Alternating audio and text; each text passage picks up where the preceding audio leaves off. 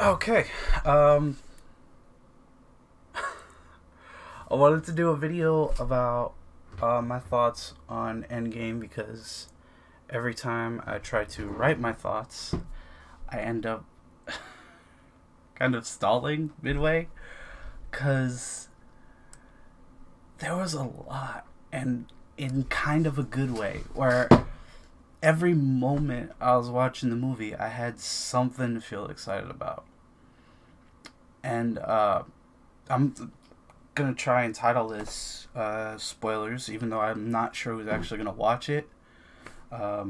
Maybe like friends, family, people who know me online, but I'm still gonna post it as spoilers. Like this is a spoiler review because I can't talk about. I'm a lot of people try to talk about this movie without mentioning spoilers. I gotta keep it down. My nephew's asleep up there. They try to talk about the movie without mentioning the spoilers, and people have said everybody from the Angry Joe to Chris Stuckman has said it. Like it's really hard to talk about this movie without mentioning the convocade of, I might not be using that word correct, of spoiler stuff that's gonna follow it up. So I'm gonna try and just first off, love this movie. This is probably my favorite Marvel movie. Maybe it's because the hype is still strong for me. But right now, it is my favorite Marvel movie. Like, my favorite Marvel movies tend to be the ones that change the game in a big way for the main characters. Like, Winter Soldier is the most obvious one, in my opinion, where suddenly everything changed for the universe. You know, Shield was revealed to secretly have Hydra inside of them. Captain America had to deal with all that, and it changed not just Captain America, but also the universe in general. Because Shield was such a huge part of that universe, from Iron Man all the way up to Avengers, 4 whole movies up to that point, and then all of a sudden, it's all gone. They had to start from the beginning, and ever since then, like the best Marvel movies for me have been that where they change the game in a huge way for the characters and really make you feel like this is important. Like, why would I watch a movie if it's not a giant portion? If it's not a giant change in this character's life? Why make a movie about this random day if it's not a day that changes somebody or something? So ever since Winter Soldier, like the movies that have really been big for me have been Civil War was one. Another one, Black Panther is arguable because it's very focused on Wakanda, even though it does have a lot of changes for the world in general. It was still one where I could sense that it was more focused on Black Panther himself. Endgame and Infinity War, because really they're basically movies that you gotta see back to back. I feel like if I'm ever gonna rewatch them in the future, which I probably I mean let's be honest, I'm probably gonna rewatch them a million times. But they're movies that you gotta rewatch Infinity War and then Endgame right afterwards.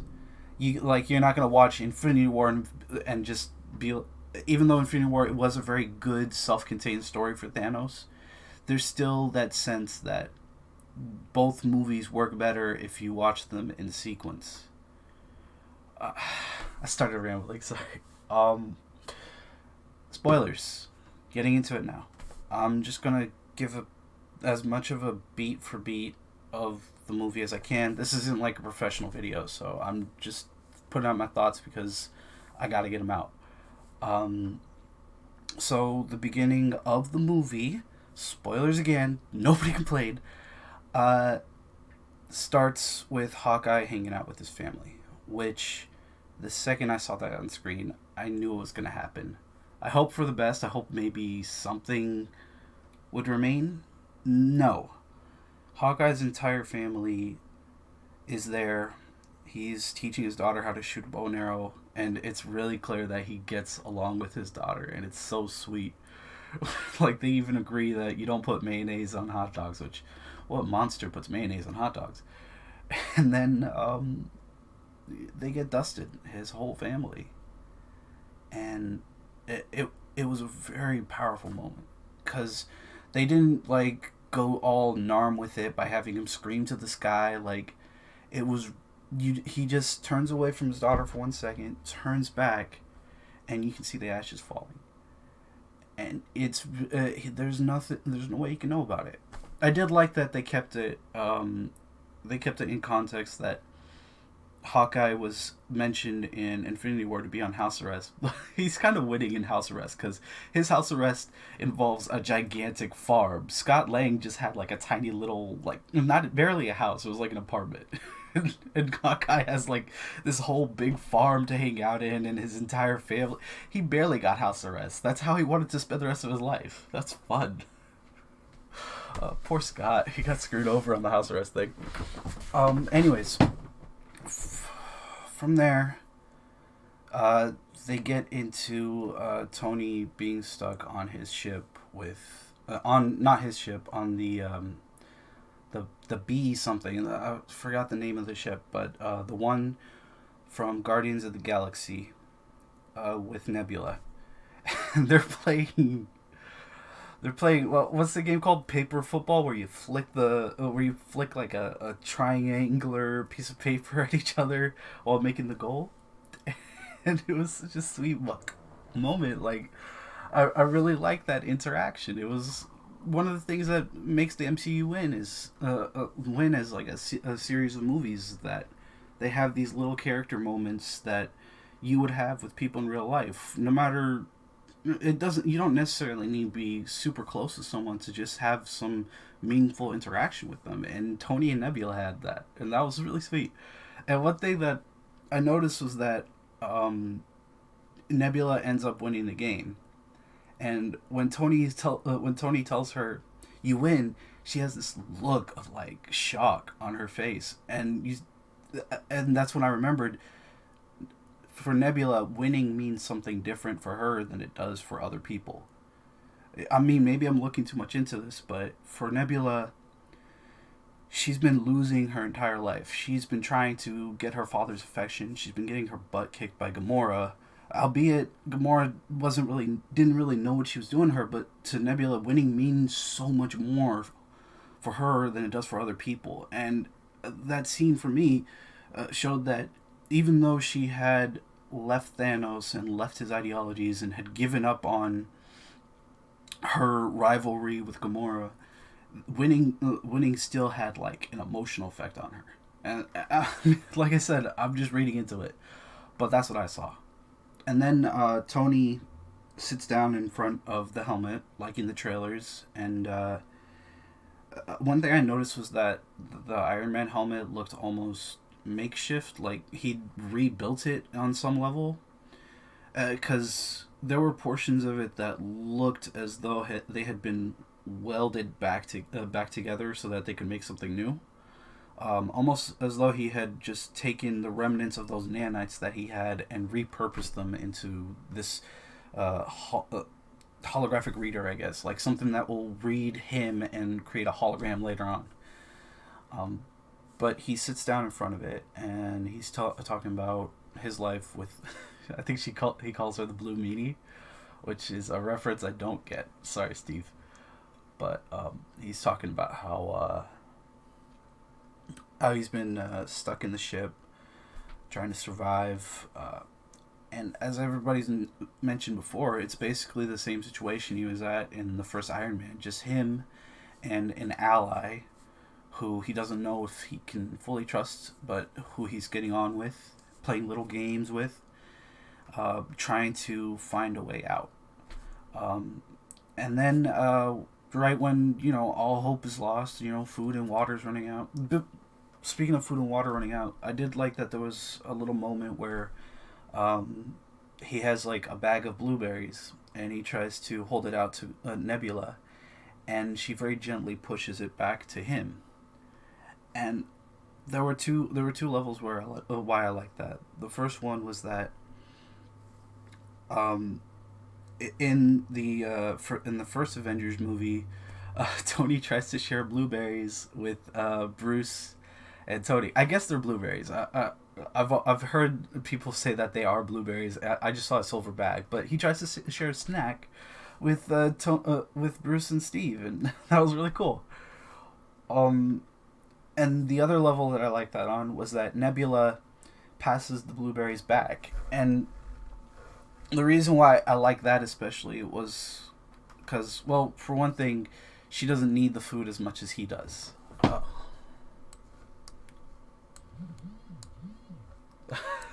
The recording paused for some sec.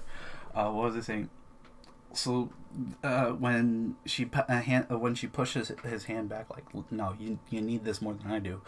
I mean, first off, she's a superhuman cybernetic organism. Of course, of course, she doesn't need food as much as he does, or at least not to the same extent. But also because it was a good way to show how much stronger her character had gotten, where she was willing to sacrifice basically on even in the small things to try and make sure that somebody else made it out alive, and that was a good little moment for me. But yeah, they've been trying to scavenge whatever they can out of the ship. Tony apparently can understand alien technology, which of course he can because he's a badass. Um, but right when all hope is lost, Captain Marvel shows up. Which my friend who I was watching the movie with, he'll tell you that I had an instant moment where I was like, oh, I don't like that.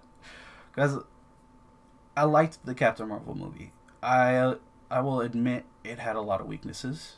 And looking back, there was a lot that I didn't like about the movie. But I was still, I still had my moments in the theater. I was like, ah, yeah, this is really cool. That's really awesome. I don't know why it happened, but that probably shouldn't work. Like, there was a moment I really liked in the movie where Carol, like, straight up roars at somebody, and I thought that was hilarious. I wish she had been like that more throughout the movie, a lot more, like, constantly aggressive would have been more fun. But the reason why I didn't like it at first is because I thought she had just, like, randomly found Tony while traveling through space. But no, it turns out the Avengers had told her, we don't know where our friend is, can you help us find him? And she went flying around with her light speed powers and found him, which made sense. I like that. Didn't at first. Got over it quick. So she grabs the ship and brings it back with Tony and Nebula in tow, and drops it off on the lawn. Rhodey and Cap and Natasha and Pepper are all there waiting. And man, it was just one of the first things Tony said was, I think well, I'm paraphrasing because I don't remember the exact quote, but he said, I lost the kid. Basically Peter. He lost Spider-Man, and the devastation in his voice, like he was broken because of that. And I didn't notice until then how sick he was, because Tony gets he's so malnourished. You can see his ribs. Not the arc reactor, the nanite container on his chest was basically just hanging on what was left of flesh, and his eyes were so dark that, like, kind of like my eyes. I need sleep. It was just and the way he reacted to Steve, like almost blaming him, like, this is your fault, all this because we had that civil war, you weren't there to help me, I thought you said we would stand together, we weren't standing together. And Steve just doesn't say anything, which I kind of disagree on some level with that, because, well, I guess it was the Accord nonsense didn't really play into Civil War as much. Towards the end there, it was more about the Bucky, capturing Bucky, than it was anything else. But anyways, the important thing about that was that the Avengers were broken by all the events that had happened in Infinity War. It had torn them up. Until Captain Marvel starts saying, you know what, let's go get these guys, let's kick their butts, and everybody's like, why? And she's like, because I can kick their butts, I'm the strongest. And I was like, all right, you got power to you, I'll admit that. And then Thor says he likes her, and they all band together and like, yeah, we can get him. Let's go get this guy. He's on this planet. He used the stones 2 days ago. That's his plan, Nebula. All right, let's. Nebula, whenever she was getting repaired by Thanos, he would tell her about his plans for the universe and his plans after he was done with the universe. I guess he was monologuing to her while he was repairing her, which I can appreciate that level of weird mad science is crazy, which I like. Um, but what after that, they track down the planet. They go to it. Captain Marvel scouts it and finds out there's no satellites, there's no ships, there's no armies. It's just him by himself on his farm, chilling. And I already figured that was going to be the case because Thanos is pretty much like, I'm done. I succeeded in life. I don't know. I don't know what it's like to be that satisfied with life, but I kind of admired the fact that when he was done, he was done. He was like, listen, I've climbed all the mountains I wanted to climb. All right, I saved the universe in his mind. Freaking lunatic. I love him, but he's a freaking lunatic. But they go down, and Thanos is half broken. He used half of his body is just scarred and burnt. He's limping. He's picking fruit, which is always a bad sign. And they kick his butt.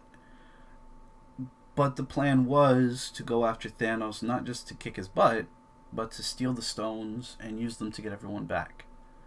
The stones are done.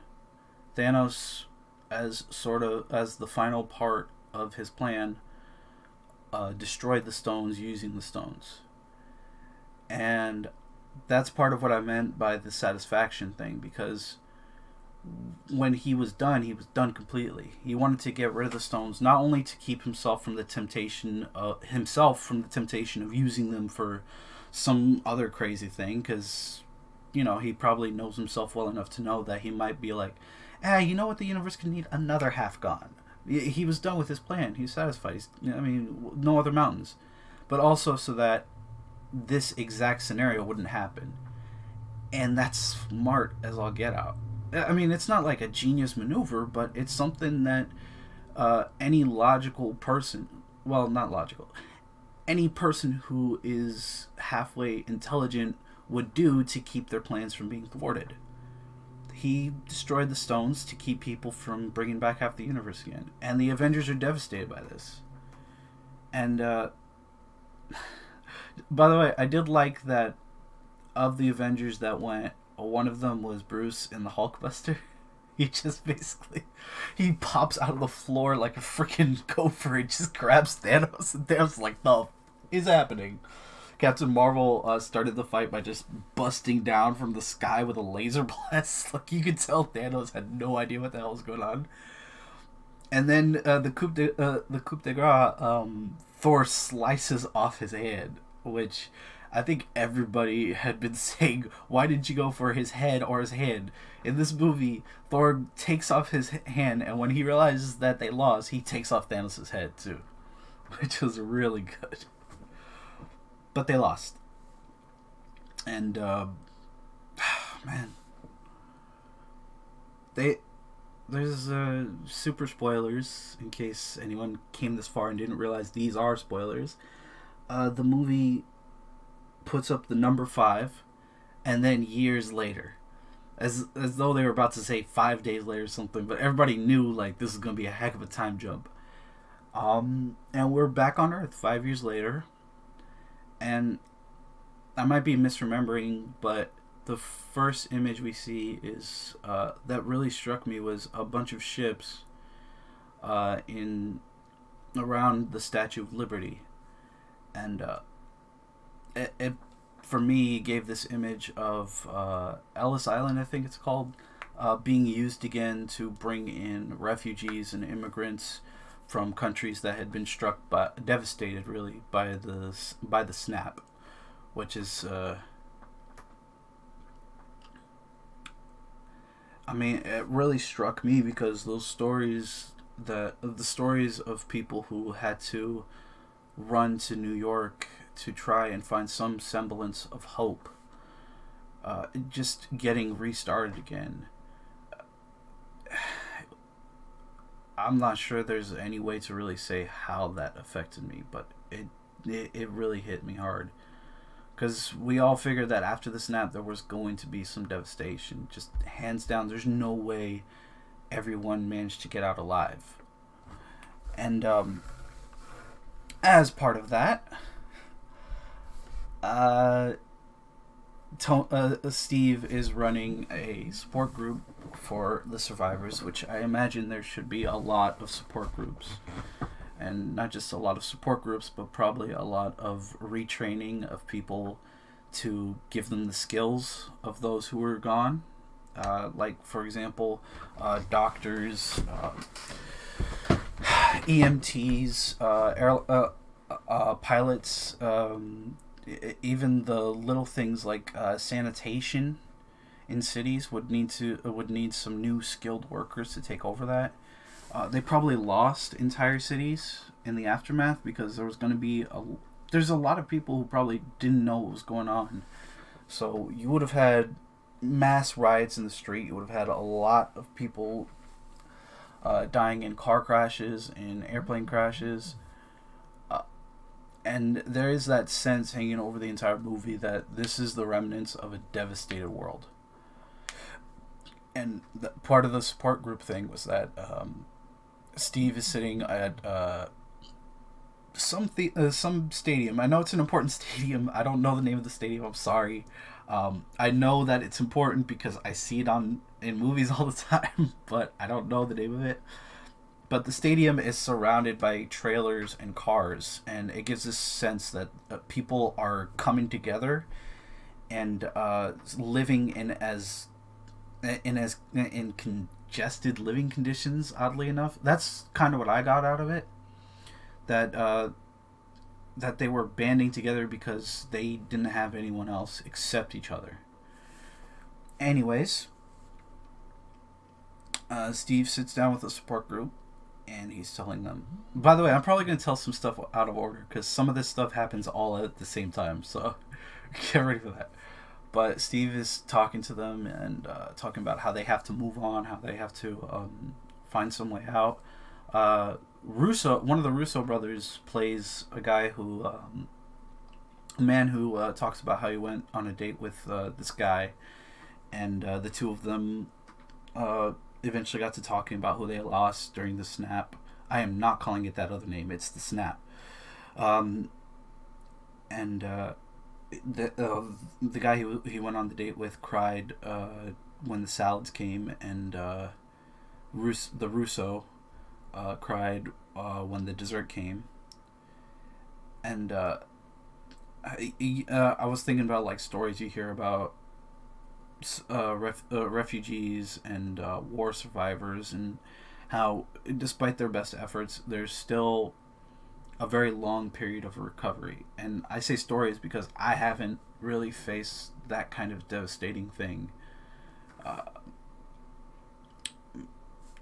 but I try my best to empathize with that pain, and I can't really. I'm trying, but I could feel that this was something that was going to affect these people for the rest of their lives, whether they wanted it to or not. No matter how hard they tried, they'll push on, they'll move on, they'll find something, but it will still leave a scar that is never going to fade away. And that's the feeling that I got out of it. But from there, we switch over to a storage center? Yeah, storage center, where the infamous ugly man that Louise... Lewis? Dang it, is it Lewis or Louise? I remember them calling him Louise. he was one of my favorite characters in the Ant-Man movies. I don't know why I don't remember his name, but he had a really ugly van that does like the da da da da da da music, and that van is was repurposed at the end of Ant-Man and the Wasp to hold a tiny quantum tunnel, which might have been a shrunken down quantum tunnel, whatever. But at the end of Ant-Man and the Wasp, Scott ended up trapped in there. And of all things, Splinter ends up getting Ant-Man out of there. When I say Splinter, a rat is crawling around inside the van, and it manages to hit just the right sequence of buttons to pop Scott out of the quantum realm, which is hilarious to me. It's a little contrived. I would prefer if they maybe found the van and decide and figured out somehow that there was something they could do with it. But it was still all right with me. And Splinter is canon to the Marvel universe. The Turtles got their powers from a from the same radioactive slime that blinded Daredevil. A quick fact. And then once again, the movie really affected me because Scott essentially appeared 5 years in the future from when he last saw the world. And the world is devastated, and he's confused as hell to what's going on. There's he ends up encountering this kid, and when he asks this kid what the heck is happening, the kid looks at him like he's on drugs. Because how do you not know about the snap? How do you not know that half the universe just faded to ash? And when Scott gets to Scott ends up near the Golden Gate Bridge, where a memorial has been set up, like the Vietnam War Memorial, where they have the names of those who died on two sides of stone slabs set up all around the area. And the second he realizes that something terrible has happened, what does he do? Well, Scott's awesome, and he's a good dad. And the first thing he worries about is Cassie Lang, his daughter. He tries to find her name. And you can see the desperation in his eyes as he's starting to get sadder and sadder, trying to find her, not trying to find her even. He doesn't want to see her name, but he just needs to know if she's there or not. And then he finds his own name. And it's kind of a funny moment. I don't know if I'm an a-hole for thinking it's kind of funny, but it's kind of funny that he looks at his own name. He's like, but, I mean, I'm here. And it's kind of hilarious. And then the movie brings me right back to touching again, because he goes to the house from the first. I think it only showed up in the first Ant-Man movie. I don't think the house showed up in the second one, but he goes to the house where his ex-wife and her new husband, the cop guy, who ended up being one of my favorite characters, is, and Cassie's a teenager.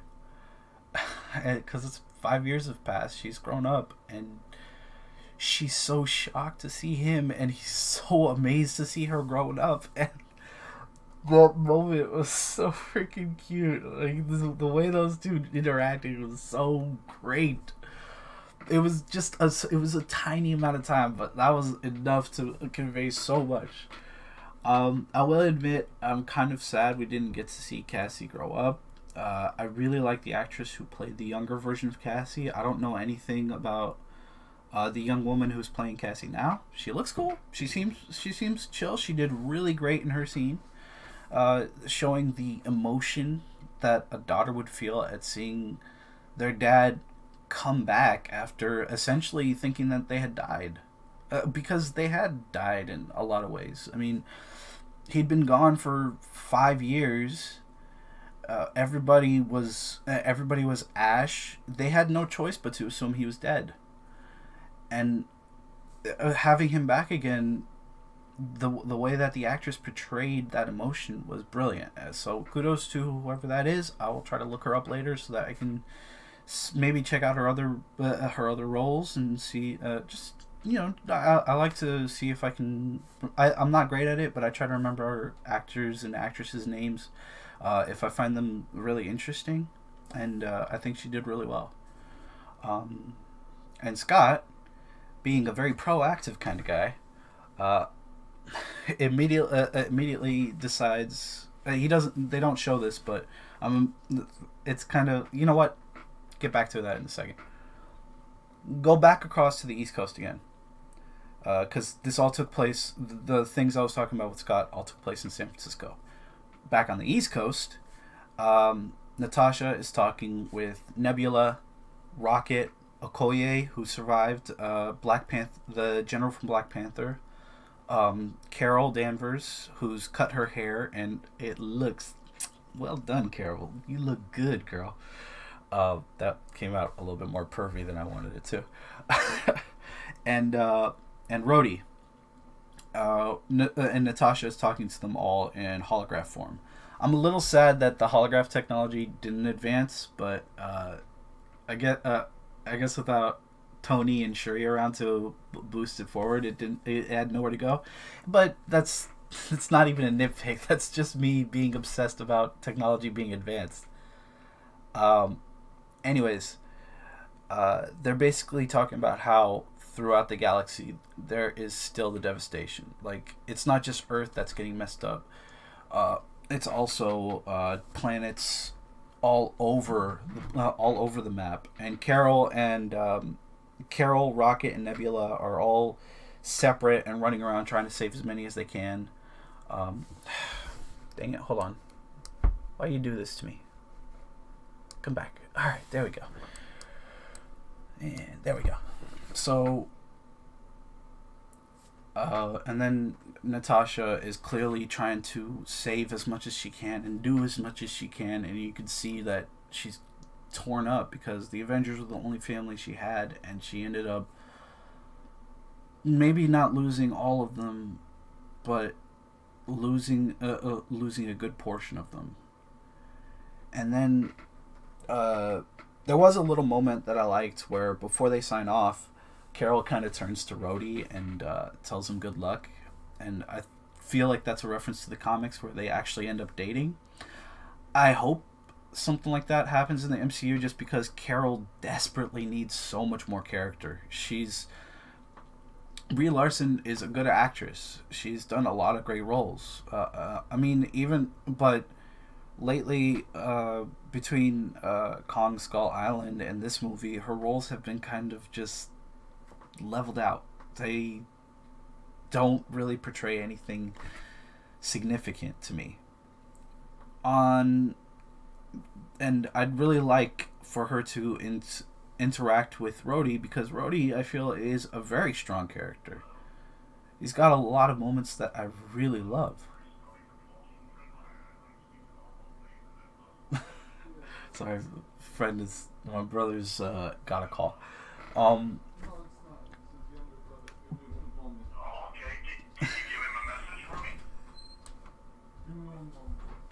Let me see if I left the door open. Hold on.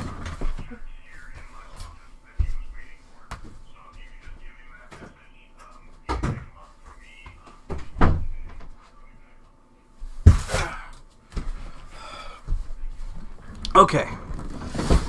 Back to what I was saying. Everybody signs off after basically sharing the bad news of the day. And Natasha has sits down and she starts crying. It's hard to talk about how much the first 30 or so minutes of this movie are just about how affected everyone was by everything that happened, and for good reason. You know, and Natasha, Scarlett Johansson knocks it out of the park in this role because she nails it on every level for what someone for whom the Avengers had become everything would get affected so heavily by this loss and by losing their friends and their family and half the world, really. From there, Steve shows up and Steve tries to put like a happy spin on it because he can't help but try and be positive and push forward. And Nat is just not having it. She's like, "Listen, don't do that." Steve's just like, I mean, that's me. That's kind of my thing, and I like that. It's good that despite everything, Steve is still trying because it means a lot. Turn this light off. Oh, that's shiny. I'm gonna turn that back on. Anyways, Scott shows up, and the looks on Steve and Natasha's faces, because they assumed, like everyone else had, that Scott was dead. And when they see him at the door, because you've already seen this in the trailer, it's such a great scene when they're like, holy, somebody's alive. We thought you died. And he comes in, and there's a sweet little moment where he's just pacing back and forth across the camera, like going this way, going that way. And he's just he's just freaking out because he's trying to, he came upon a plan when he realized something. And he tells them, listen, 5 years passed for you. And they were like, yeah, it must suck being in the quantum realm for 5 years. How did you? And he's like, no, I wasn't in there for 5 years. I was in there for 5 hours. Time travel, like we could that sounds crazy, right? And that's like, I just spoke to a talking raccoon this morning. I'm down. And that's I really like that moment, because I hate when there's arbitrary skepticism in a series that deals with the supernatural or science fiction elements. Like when you've seen the insanity that they've seen, when you've seen portals open over New York into space, sky's the limit from there. Like, maybe you have a little bit of skepticism, but don't go overboard and just be like, don't be like the magic wizard being like, yes, I can blow fire out of my hands. Dragons? There's no such thing as dragons. What's wrong with you? Dragons are impossible, but I'm going to blow some fire out of my hands right now. But they end up going to Tony. And in Infinity War, Tony had a dream about having a kid with Pepper, and he talked to Pepper about it, and he said, we named the kid Morgan. It was so real. And the first moment, and this really like hit me deep, was Tony. Tony's living out in the countryside in like this. It was a nice house, and he's looking for someone, and he calls out for Morgan, and he goes up to this tiny little tent, and out comes this. She's such a cute little girl. She's a tiny little thing, wearing a purple Iron Man helmet, clearly the rescue armor, and she's got a glove. Like one of those wool gloves with the fingers, with the tips cut off, with a tiny little flashlight for the Iron Man. And she's so cute, and it's such a great moment because her dad is Iron Man, and she's trying to be Iron Man too. And Tony obviously keeps all this stuff in the garage because he's like, "What? Did you find this in the garage?" And she's like, "Yep." And he's like, "You like going to the garage too?" And she's like. And he's like, yeah, I like going to the garage too. Come on, let's go in there together. I just love the idea of Tony and his daughter both being in love with technology. Because as much as you might argue that technology is a crutch for Tony, as much as it is a boon for him, he does have a genuine love of science, and not just science, but of people who also love science. He's got so much respect for Bruce because of that. He has so much respect for there was a woman, she was a scientist who was able to develop flesh, a type of medical technology that could put back flesh where it had been removed, which is revolutionary, and he seemed to have a lot of respect for her. And that's one thing I like about Tony's character that gets touched on sometimes, is that he's not just using technology as a crutch. He's not just using it to obtain power. He has a genuine love of knowledge and a love of being of people who are smart. And the fact that his daughter is the same way was so great. Scott, Steve, and Nat. I keep calling them by their first name as though I know them on a personal basis. They show up to the farm. I guess it's not a farm. They show up to his house in either case, and they tell him about the plan. You know, like, we want to try and time travel, go back in time, steal the stones, come back, fix everything. And Tony's immediately like, "That's not gonna work. And here's the reason why it's not gonna work. And here's the reasons why I'm not gonna help you. It's not gonna work because science thing that I don't understand personally. Sorry, but also because if we get this wrong, I could lose Morgan, and that's not an option for me. And the stakes got raised for me because, sure, a lot of, well, not sure, that's putting it lightly, a lot of people died, which is also putting it lightly. But then you've also got the other side of it where a lot of people were born afterwards. People like Morgan, you know, people, relationships were made.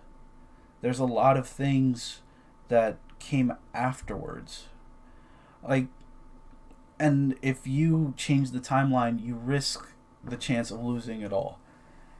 And Morgan, I was immediately feeling for Morgan, because even though we'd met her for a brief second, I did not want Morgan to just fade out of existence. I didn't want her to suddenly get wiped out because the timeline got changed. Because she was such a cute little kid. And maybe that was the point of adding her. Maybe it was, you know, some people might have called it a cheap way to, like, tug at our heartstrings. I don't feel that. I felt that it was a good way to highlight that there were a lot of things that, despite everything, there was some good that happened after the snap, and they want to keep that good. But you know, Tony, you put an idea in his head, he can't help but want to solve it. You know, there's something in his brain. I was talking about how intelligent he was and how much he admires science and intelligence, and that's part of it. That he would see all of this. He would, the instant that the idea gets put into his head, he would want to see if it's even possible. And he solves time travel over the course of just which is such an Iron Man thing to do, because he's barely even trying to solve time travel, and he just ends up figuring out the equation for it. I think I skipped a step, but I'm gonna keep going in this direction and then go back to the other thing. And he tells Pepper, like, I solved time travel. What do I do? And she said, in a moment of support that I really love, because Pepper has always been one of the best characters in all of the MCU, a critically underutilized character on some level. She tells him, "You know what you have to do. I mean, save the people who died. Save Morgan. Do both. That's what we need."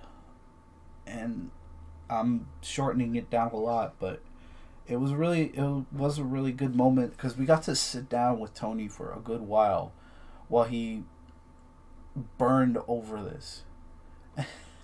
And there was this sweet moment where Tony tells his daughter as he's putting her to sleep, he says, "I love you a ton." And she says, "I love you 3,000." And he's so touched by this, and he ends up teasing Pepper with it, like, I don't want to brag, but Morgan said she loves me 3,000. And Pepper's like, "Oh, really?" And he's like, "Yeah, you were way lower, somewhere in the 600, 700." And it's such a good little moment. I keep having my computer keeps going to screensaver. I should, like, figure out something to turn that off.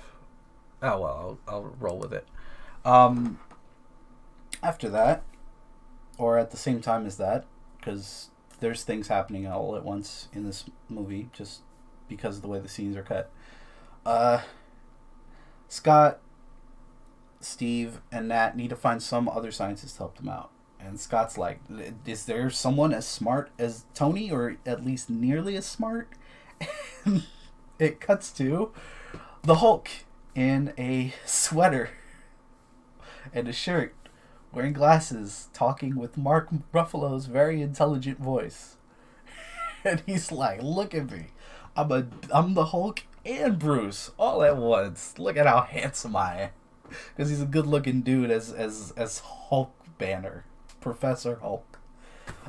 Which I was a little bit torn that we didn't get to see that journey. I would have liked it. But it was kind of inevitable. I mean, it was inevitable, but at the same time, I did want to see that part of the journey. I did want to see them reconcile with each other, figure each other out, realize that they are in one body.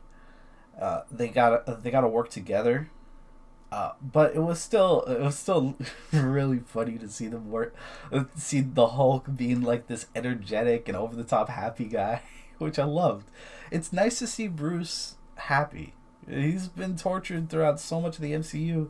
Seeing them chilling with each other, seeing him chill and happy is so good. And there's a moment that gets a little cringy, but in a funny way for me, where but some kids come up to take a picture with the Hulk, and I was actually really touched by that, because people are no longer afraid of him. He's taking selfies with kids, and I like that. And he asks Scott to take the picture, and Scott's like, all right, picture of the Hulk. I guess that's the world we live in. I'm freaked out by it, but it's awesome, I guess. And then when he's handing the phone back, he's like, you guys want a picture with me? I'm Ant-Man. And the kids are like, you're who? The guy who disappeared like 5 years ago? You're dead. And you were like in one fight tops. Like, I'm not sure I really... And Hulk's like, oh yeah, they want a picture with you. And the kids are like, yeah, we want a picture. And Scott's like, they don't want a picture. Yeah, he wants a... No, yeah. It's just like this fun little back and forth where Scott clearly doesn't want their pity picture. But the kids are like, the Hulk asked us to take a pretty picture with you. And the Hulk's like, they clearly want a picture with you. It's sad. What I'm wondering is why they didn't want a picture with Captain America and Black Widow, who were right there too. Like, Steve and Natasha are beautiful. Look at them. I have a weird thing about Black Widow. I love her. But they talk to Bruce and convince him to work with them on the time travel project. And they come back. They go back to the Avengers compound, I suppose it is. And they are working on a way to get this to work. They have the van opened up with the quantum tunnel in there. Bruce has a bunch of stuff attached to it, and they try. What's his name? Scott. I don't know why I forgot Scott's name. Scott is dressed up in the same suit that Hank used in Ant-Man and the Wasp to enter the quantum tunnel. But as part of that, Bruce flicks some switches, hoping to send Scott back in time a little bit away, and then bring him back. And instead, he turns Scott into a 12-year-old boy. But he clearly still has his memories, because like, what have you done? What have you done? And Bruce hits the switches again, turns him into an 86-year-old man who's like, oh, this doesn't feel right. And then hits the switches again, baby Scott. Hits the switches again, Scott. And Scott's just like, somebody wet my pants. I don't know if it was baby me or old me. It might have been me. It's such a great little moment, because Steve and Natasha are just like freaked out the whole time. Like, what just happened, dude? And Bruce is like, I mean, I see this as a win. He technically time traveled. We're on the right track.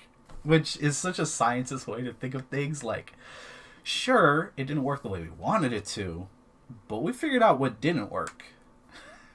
Anyways, Tony, who, as I said earlier, had his whole change of heart, uh, comes back uh, with Cap's shield, which I loved. He comes with back and he's like, "Listen, I'll do this with you guys because you morons obviously haven't gotten it right." He turned into a baby, didn't he? And Steve's like, "Yeah," and he's like, "Okay, listen, I'll do this with you, but we get all or nothing.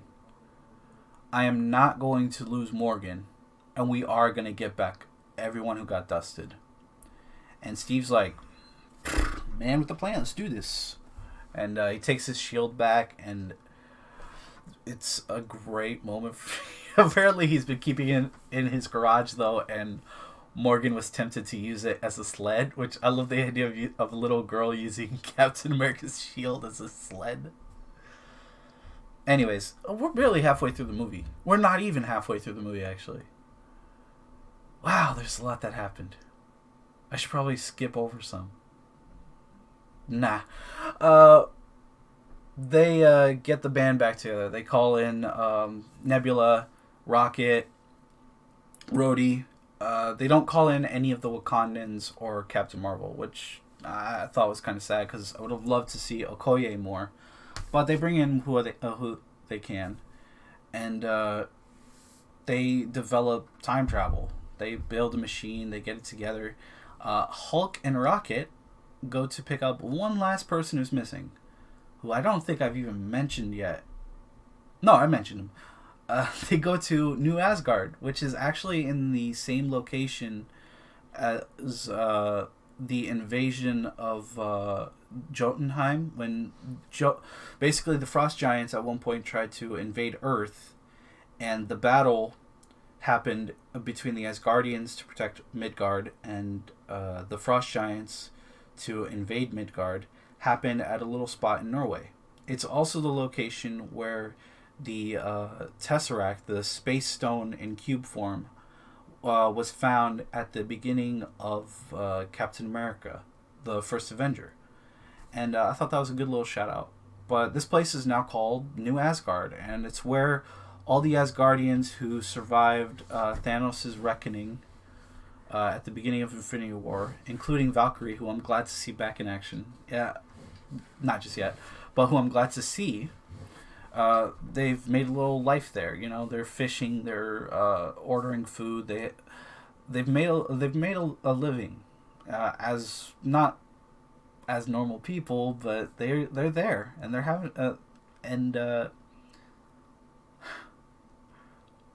one of the things I like about this movie is that it's complex on every level, and that includes the humor. Like, even when the movie is being funny, it's telling a deeper story with it. Like I was talking about Banner earlier. It's a very funny scene, but it also tells. Part of the humor is that it's also It's also telling you, even though it's hilarious that Bruce is the Hulk and he's acting this way, it also shows how much more confidence he's gained, how much happier he is, how much he's developed as a person. And that's what I think good humor should do, is that it should tell a deeper story to it. And just any scene in general, from action to drama it shouldn't just be there for the sake of being there. It has to tell something beyond itself.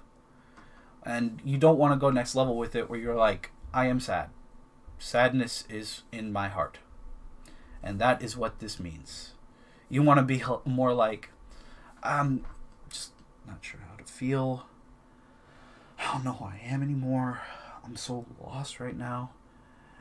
And I'm probably not portraying it as well. I'm not a Hollywood actor. I'm trying. But I thought it was... I think that's one of the things that this movie does really well, is that even when it's being funny, it's still telling a deeper story behind it. The reason why I'm talking about this is because Rocket and Hulk are in New Asgard to pick up Thor, who is the Big Lebowski. And what I mean by that, in case you haven't seen the movie, which you probably should before you watched any of this, is that... Hold on. Computer went to screensaver again. The Hulk and Rocket find him as a very overweight and lazy, beer drinking. This is so sad. Chris Hemsworth's abs died. I mean, he still has them in real life, but Thor's abs are dead. Yeah, he since everything that happened, he's gotten way overweight. He's degraded. You know, he's no longer the heroic figure that he used to be. And it's hilarious to see him act like him. He's living with Korg and Meek, who Korg is one of the best characters in the MCU, bar none, one of. But a big part of one thing that happens is that he's playing Fortnite. It is, it is, in his little like not office, his like little home, the shack that he's living in with Korg and Meek. They're playing Fortnite, and Thor like cusses out this little kid. He doesn't cuss, but he yells at this little kid about how he's about to come to that kid's home and like fly over there and beat him up. He's using Stormbreaker, one of the most powerful weapons the MCU has ever seen, as a bottle opener. This is a Thor who's been through some stuff and let it affect him heavily. And it's sad, but it's hilarious. And that's what I mean by complex humor, because as funny as it is to see him act this way, it's also tragic. Because Thor, even at his worst, was always... Even at his worst, most ridiculous moments, there was always a sense of heroism to him. That he would do the right thing no matter what. He would try his best. And this is him just gone. He's done. He can't stand losing anymore. And while it is a hilarious moment, there is that undercurrent for me personally. But Rocket and Hulk tell him, listen, we have a way to save everyone. We need you. You know, we need the power of Thor. And Thor is like, I mean, no, I'm not going to do it. And Rocket's like, we have more beer in the ship. that brings Thor along. It shouldn't, but it does, and it's hilarious. Anyways, they get together. Tony calls Thor Lebowski. Good moment. They're making fun of each other, joking around, and they eventually work together. Nephew's waking up. They eventually work together and build a time machine. And as part of building the time machine, they discuss how it should be used. And Rhodey, basically Occam's razor, says, why don't we just go to baby Thanos and like get a rope and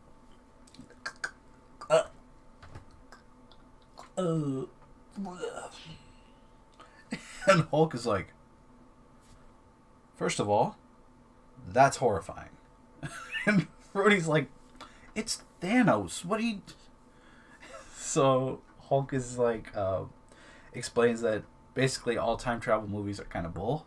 Which, even this movie, a little bit bull. Time travel is always going to be a little bit bull. It's never going to be portrayed how it probably would actually go. Because that's part of the fun of time travel movies, is not taking it to the most logical level. Because if you did, it ruins the magic. It ruins the fun. And that's what time travel has to be, is fun. Even when you're using it for a serious reason like they are here, it's fun. But they talk about Terminator, Back to the Future, Time Cop, Hot Tub Time Machine, Die Hard. Wait, not Die Hard. That's not a time travel movie. It's a reference. But yeah, the plan is to use Pym particles to shrink down into at the quantum level, enter the quantum realm one direction, and leave it in a different point in the past. And as part of that, they get together and they figure out where the Infinity Stones are at different periods of time. And I actually really like that, because you got some good character moments with that. Like, Hulk is still kind of broken up about Jane, which, I mean, Jane was Jane was good, but she was brief, but she was good. And Natalie Portman is beautiful, so I can see why he's torn. I don't have as much of an emotional connection as he apparently did. But I can see why he's torn up about it. Uh, another fun thing that happens is that Nat, Tony, and Hulk Bruce are lying down together in a room. Like Hulk is on the floor, and Tony and Nat are just side by side on the desk, like just talking about where all the different stones are, and it's such a hilarious. It's something that I've done with my friends before, just like chilling with each other and having a serious conversation, but having it in such a relaxed manner. And they're talking about the time stone though, and Hulk and Tony, Bruce and Tony, Professor and Tony are telling Nat about Doctor Strange, and that's when Nat points out, guys, that means that there's a period of time when all the stones were in New York at the same moment. And Hulk and Tony are like, oh snap. So 3 trips. 1 to 2012 during the Battle of New York. Get the scepter, which holds the Mind Stone, the Tesseract, which holds the Space Stone, and then and try and get the Eye of Amor, the Eye thing that holds the Time Stone. Yeah, that's what it's called.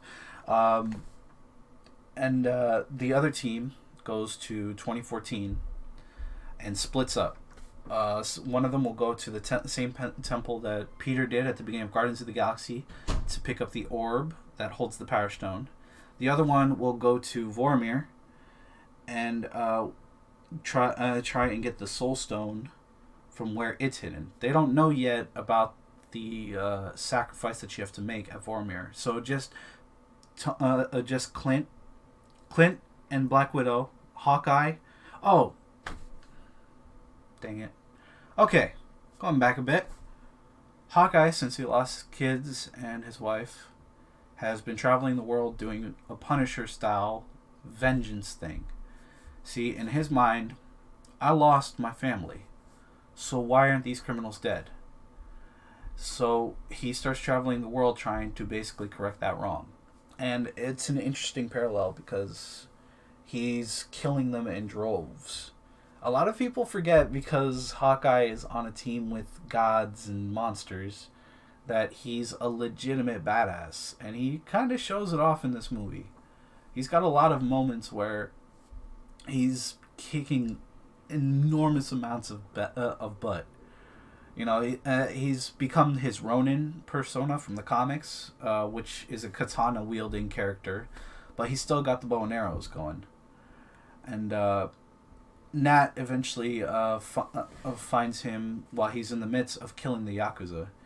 And I really did like Nat and Clint's character arcs through this, because Natasha is desperately clinging on to hope after losing what is so dear to her. And Clint's given up all hope after losing what is so dear to him. And they come together because they have always been so close with each other throughout this whole thing. It's not highlighted as often as Cap and Tony's relationship probably is, but it's still very noticeable. Although I still like that fan theory that they're Kim Possible and Ron Stoppable. Forget that. But yeah, Hawkeye, I guess Ronin and Black Widow go to Vormir, where the Soul Stone is held. Nebula and War Machine go to the planet where the Power Stone is held to get it before Peter can. And then Cap, Hulk, Scott, and Tony go to New York in 2012 to get the other 3 stones: the Time Stone, the Mind Stone, Space Stone. Am I missing a stone? I think I'm missing a stone. Oh yeah. Thor and Rocket go to Asgard in 2013 to get the Reality Stone. because the Reality Stone at that point in time was inside of Natalie Portman's body as the ether. Okay, that's what I missed. My bad. Anyways, from there, you know what? I'm going to take it step by step. I'm going to start with Thor and Rocket because it's probably the simplest one. Thor is in Asgard. He's fat. He's overweight. I probably shouldn't throw stones in that direction because... but he's also greasy as all get out. I am very clean. But one of the things that happens is that Thor just can't do it. He just can't see Natalie Portman again. And he ends up following his mom instead because his mom died in Dark World. And now he gets the chance to see her again. He can't help it. But he also doesn't want to confront her. His mom is awesome. Thor's mom is one of my favorite characters. She always was because she was such a sweetheart, but she was also like unintentionally funny, like down low funny, which I feel like is one of the better versions of comedy.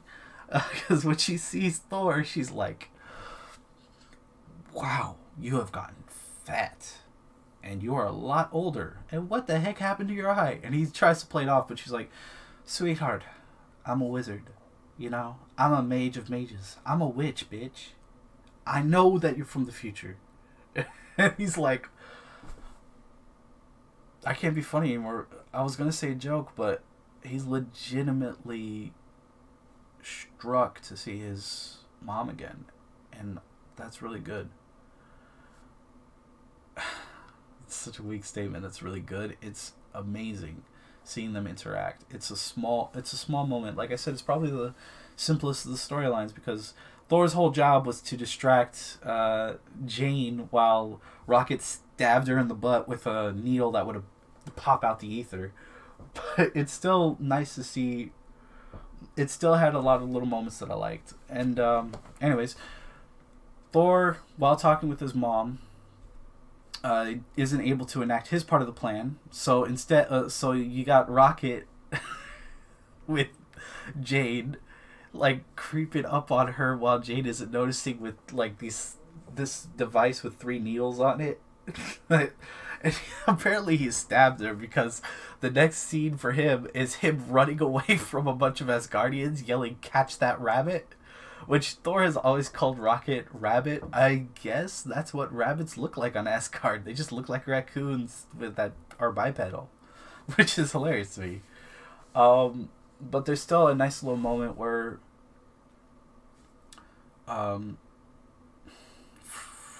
Freya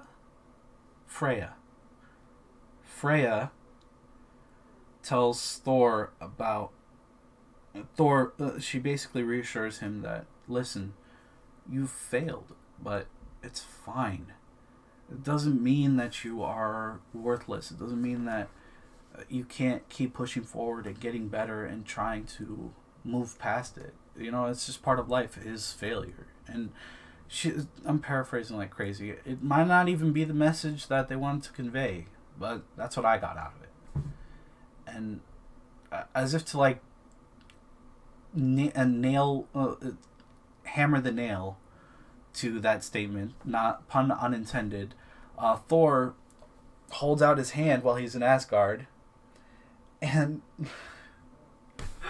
oh man, Mjolnir, after a moment of waiting, flies into his hand, which kind of sucks for the other Thor, but it was still a great moment to see Mjolnir again. And not only that, but as he's holding the hammer, you can see his happiness because, in Thor's words, "I'm still worthy. I'm still worthy." Like, and Mjolnir has always been such a great item, a great part of the Marvel Universe because it's the test of worthiness. As much as sometimes there's been moments where it's been a little suspect, like, while I personally was okay with it, some people didn't like when Jane in the comics ended up becoming worthy. Although whatever, don't talk about that. But it's still something that when you see that someone is worthy of carrying Mjolnir, your jaw will always be like, "Holy, that's awesome. Congratulations." And when Thor, and you can see that Thor has that same reaction for himself. That despite everything I did, my mother and Mjolnir still feel that I am worthy. Despite my failures, I can still do this. And they tap their little machine thing because they have what's called they have like a GPS kind of thing, which makes it so that whenever they hit it, if they get when they get pulled back into the quantum realm, it helps them get to their locations. So that way they're not just sent shooting through time to some other place. As he's about to leave, though, his mom says something hilarious. She's like, "And eat a salad." I'm like, that's such a mom thing. Like, I should eat more salads. But they go back to 2023 because the events of Infinity War happened in 2018, which means the events of this movie 5 years later would have been in 2023. Anyways, they go back to 2023. That's the end of the Thor rocket time travel trip. The next one, I'm trying to think of what the simplest one. I guess the next one would be Natasha, Black Widow, and Ronin, Clint Barton's journey. They go to Vormir. And they travel by spaceship to Vormir. And I really like that because... hold on. I gotta do something. Okay. So, they travel to Vormir and they do it by spaceship. And Hawkeye's like, this is nothing like Budapest. Which is a really great... This movie has such great callbacks. And not just the time travel stuff, but just the little moments between the characters. And Natasha's response to that is just to laugh because they're traveling through space, which is awesome. Always awesome. Space is so cool, man. They go to Vormir. They encounter the Red Skull, and the Red Skull is still creepy. Surprise, surprise. Anyways, he tells them. He calls them by the name of Clint. He says Barton, son of Edith. Sorry, Clint. I forgot your mom's name. Sorry, but then he says Natasha. No, wait, Romanov, a daughter of Ivan. Natasha didn't know who her dad's name was, and that was one more good thing that I liked about the story was that there was these little moments where it's very clear that to Natasha, the Avengers are the only family she's ever had. They're the closest family she's ever had. And it was a good way to highlight that even more. And then when they go up to whatever Suicide Falls exists on Vormir, I hate the way you have to get the Soul Stone. It's so messed up. But when they get up there, Red Skull tells them the deal. You gotta sacrifice something you love in order to get the Soul Stone. Screw you, whoever came up with that rule. They are both not willing to sacrifice the other. Hawkeye is not going to sacrifice Black Widow. Black Widow is not going to sacrifice Hawkeye because they are actual people and not evil monsters. I like Thanos. He's a good villain. But no on killing Gamora. That sucked. That was messed up. And it was a little bit funny because they end up deciding to sacrifice themselves. I'm gonna sacrifice myself for you. No, I'm gonna sacrifice myself for you. It's a little bit funny that they end up fighting to kill themselves, but it's also really sad and messed up that Hawkeye just does not want to lose Black Widow that way, and Black Widow cannot stand the thought of Hawkeye dying and leaving his kids alone. But more than that, she also can't stand the thought of losing him that way either. Black Widow ends up winning the fight because this is probably the saddest possible way that she's once again revealed what a badass she is. She sacrificed herself, and there's a shot of her lying on the stones, bleeding. That's reminiscent of the moment when Gamora died. And it's an interesting parallel because in a lot of ways Gamora and Black Widow have always paralleled each other, and I'm really sad that they don't get to interact. I'm also really sad that Black Widow doesn't get a fight scene with anyone other than Hawkeye. It's a sad completion of the story,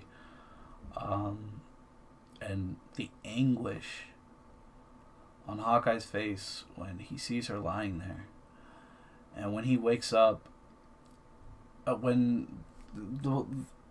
Suicide Falls does its whole light into the sky thing, freaking lights into the sky. And when Hawkeye opens his eyes, he's lying in that pool of stars, which I've always called it that because when Thanos first woke up on it, the way the water is formed, it reflects the stars coming down on it. And you can tell he's shattered. He's holding the Soul Stone in his hand, but he would... I think... This is me projecting onto the character, but I think for a brief moment he would have traded the Soul Stone away just for one more moment with her. And that's definitely me projecting. That's the end of the Soul Stone story. Now for the third simplest. I probably did in out of order because Black Widow and Hawkeye's story is probably the simplest, even though it affected me the strongest. And then Thor and Raccoon after that. The third simplest one to explain would be the story between Nebula and Rhodey. They're on the planet where Peter found the power stone, and Peter does his thing. He's going around,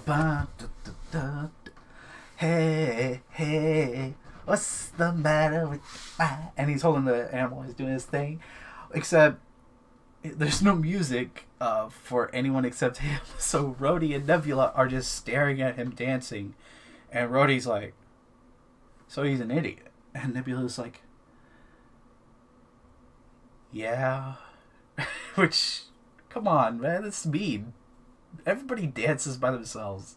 What's wrong with you? It's mean. Everybody's so mean to Peter. I mean, man, you let some guy snap the universe in half one time, and everybody rags on you. Peter's a great character, and I will always defend him. Kind of defend him. Anyways, Rhodey knocks him out with a War Machine backhand, and then they steal a thief's tool, which is like an interesting kind of key thing that Peter has, which makes sense because he had the same thing in the first movie, and they use that to get the Power Stone. What they don't realize is that Nebula has always been connected to a network, which means that in 2014, the 2014 version of Nebula is connected to the 2023 connection that our version of Nebula, the awesome Nebula, has. So their streams cross, and all the memories that future Nebula has recorded get streamed to the Nebula from 2014. And Thanos, the second he realizes this, starts looking through his memories. So from here, I'm going to switch to just focus on Thanos and his interactions with the story and Gamora and all that. Ebony Maw's back, which is cool because he's got some cool powers. Well, he's not back because it's the 2014 version. I'm just going to stick here. All right, let's focus.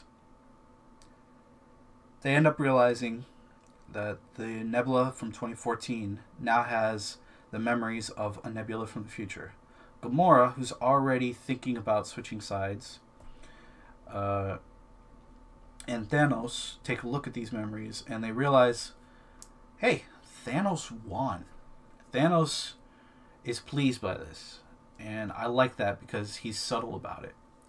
He's and when he sees his own death, because he sees the moment when Thor cuts his head off, and Thanos is just like, I'm cool with it. I won. I got what I wanted.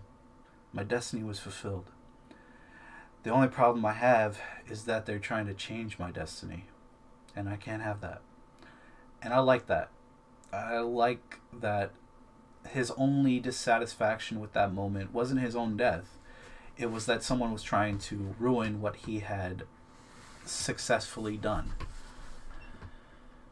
Which is something that I could see Thanos doing. It's a good character moment. Gamora, on the other hand, is struck when she realizes that they all lost. She realizes that he actually fulfilled it, but she also realizes that people are fighting. People are trying to go over his head and win. And anyways, because of the connection between Nebula and future and past Nebula, Thanos is able to temporarily disable future Nebula right when she and Rhodey are about to go back. Hey, buddy. My midget's awake. Anyways, I wonder if I turn it off now, is it still shiny? One sec.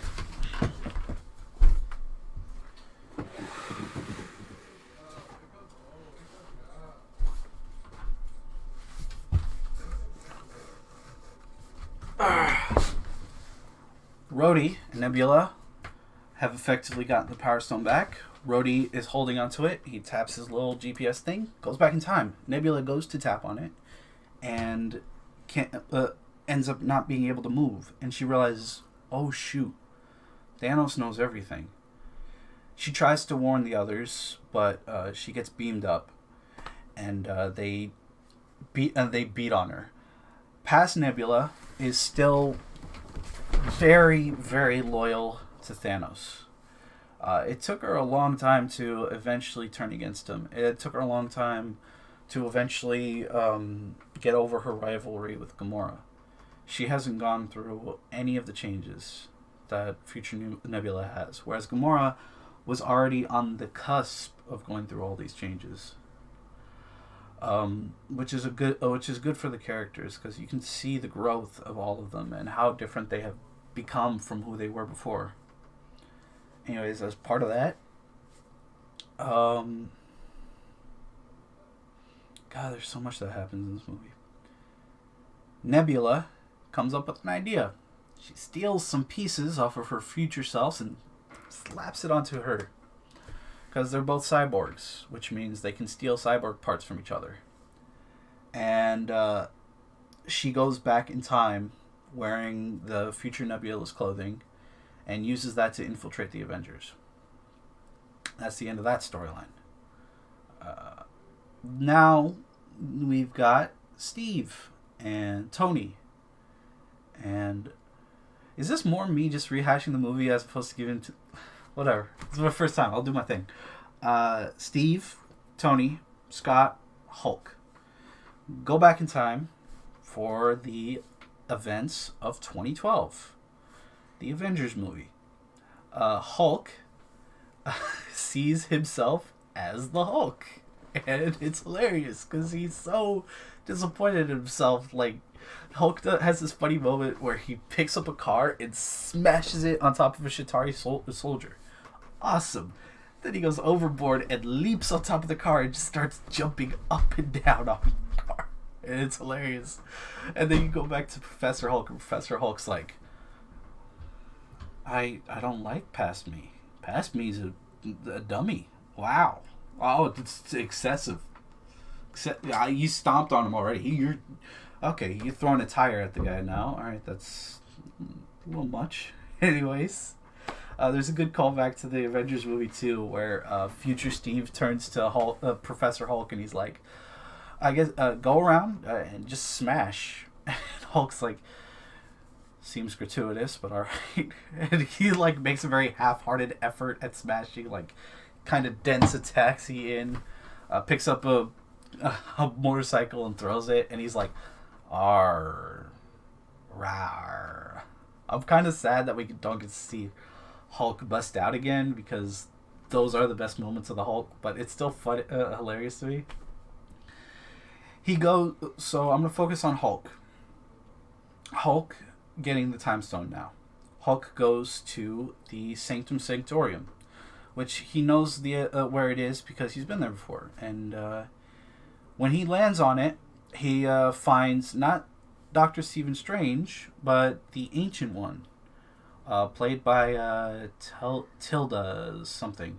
The Ancient One, though. She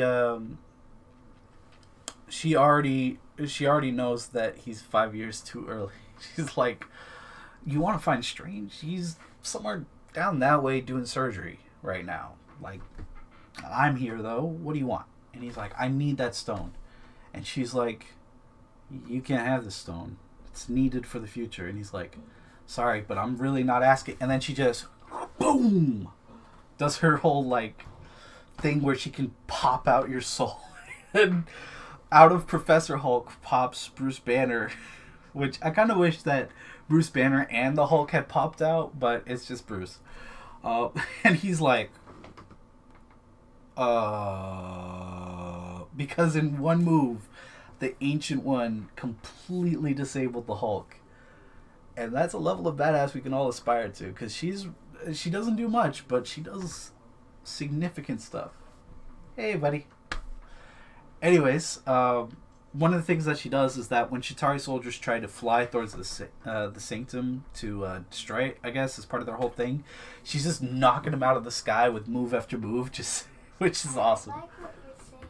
Thanks, buddy. I like what I'm saying, too. Anyways, they end up talking, and the Ancient One, it does not want to get rid of the stone, which makes sense, because it would really mess up the timeline. Because remember, the Time Stone was the only reason that the world wasn't destroyed in the Doctor Strange movie.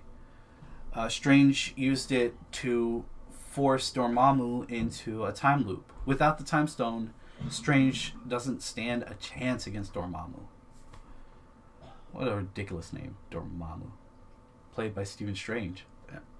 Anyways, but then Bruce says one thing. That's a long one. You're saying. Yeah. So cool. And I watched Captain America. You like Captain America?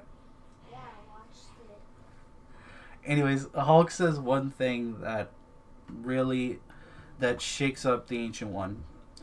He says, then because the Ancient One mentions that it's the duty of the Sorcerer Supreme to protect the Time Stone at all costs, no matter what. And then Bruce is like, well, then why did he give it up? And she goes, what? Yeah. Strange gave up the Time Stone to Thanos to save Tony. And she goes, okay. And she just like pops it out because she's like, Strange was supposed to be the best of us. So if he gave it up, he had a plan, which is consistent. I want to hear it. Alright. I'm going to spoil Endgame for you too, okay? Okay. So, Hulk gets the Time Stone from the Ancient One. Which was really interesting to me, because one thing that they mention in the Doctor Strange movie is that the Ancient One can't see past her own future, her own death. She can look into the future, but if she dies at the exact moment of her death, she can't see past that. So she's putting her trust in Strange before Strange is even a sorcerer. And I love that. That's a really great moment for me personally. Then, from there, I'm going to move to Steve. And then I'm going to talk about Tony and Scott, because they're going to intersect later on. Steve, during the events of the Avengers... Go ahead, buddy. During the events of the... Brush your teeth, too, man. It's stinky. Steve, during the events of Avengers, the future Steve, I should say. Um,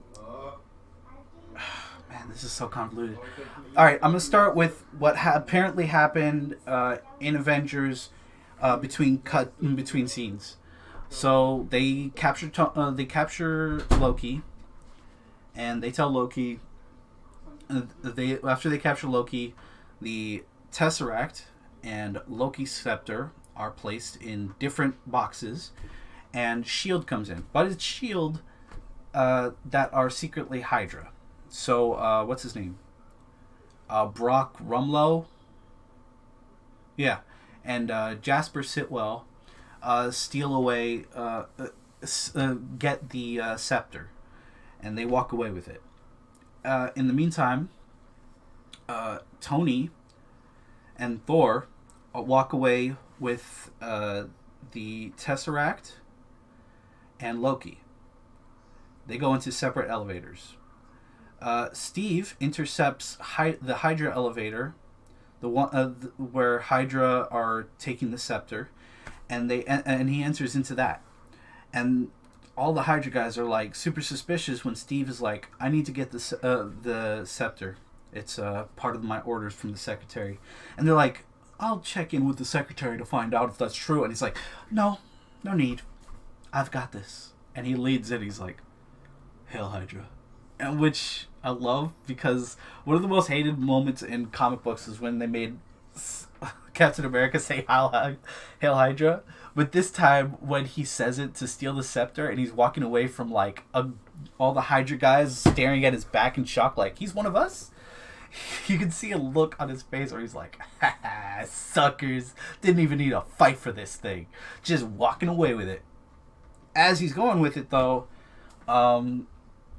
Tony and Scott, Ant-Man, who can shrink, are trying to sneak away with the Tesseract. Hey. Alright. They're trying to sneak away the Tesseract, and their plan is to have Ant-Man enter into Tony's arc reactor and pop out a piece to give Tony a heart attack. Could I play on this? Go ahead, buddy. No music though, right? I like more with music. What? What? 1 second. Oh, man. What? It wasn't charging. How? I don't know. That's weird. Yeah. You thought it was, right? Yeah. It needs the charging. Here. Yeah. Hold on, buddy. 1 second.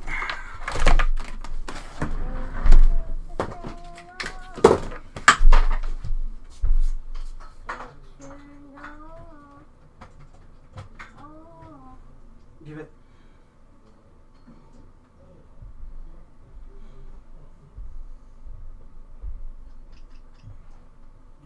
Leave it plugged in and turn off the music.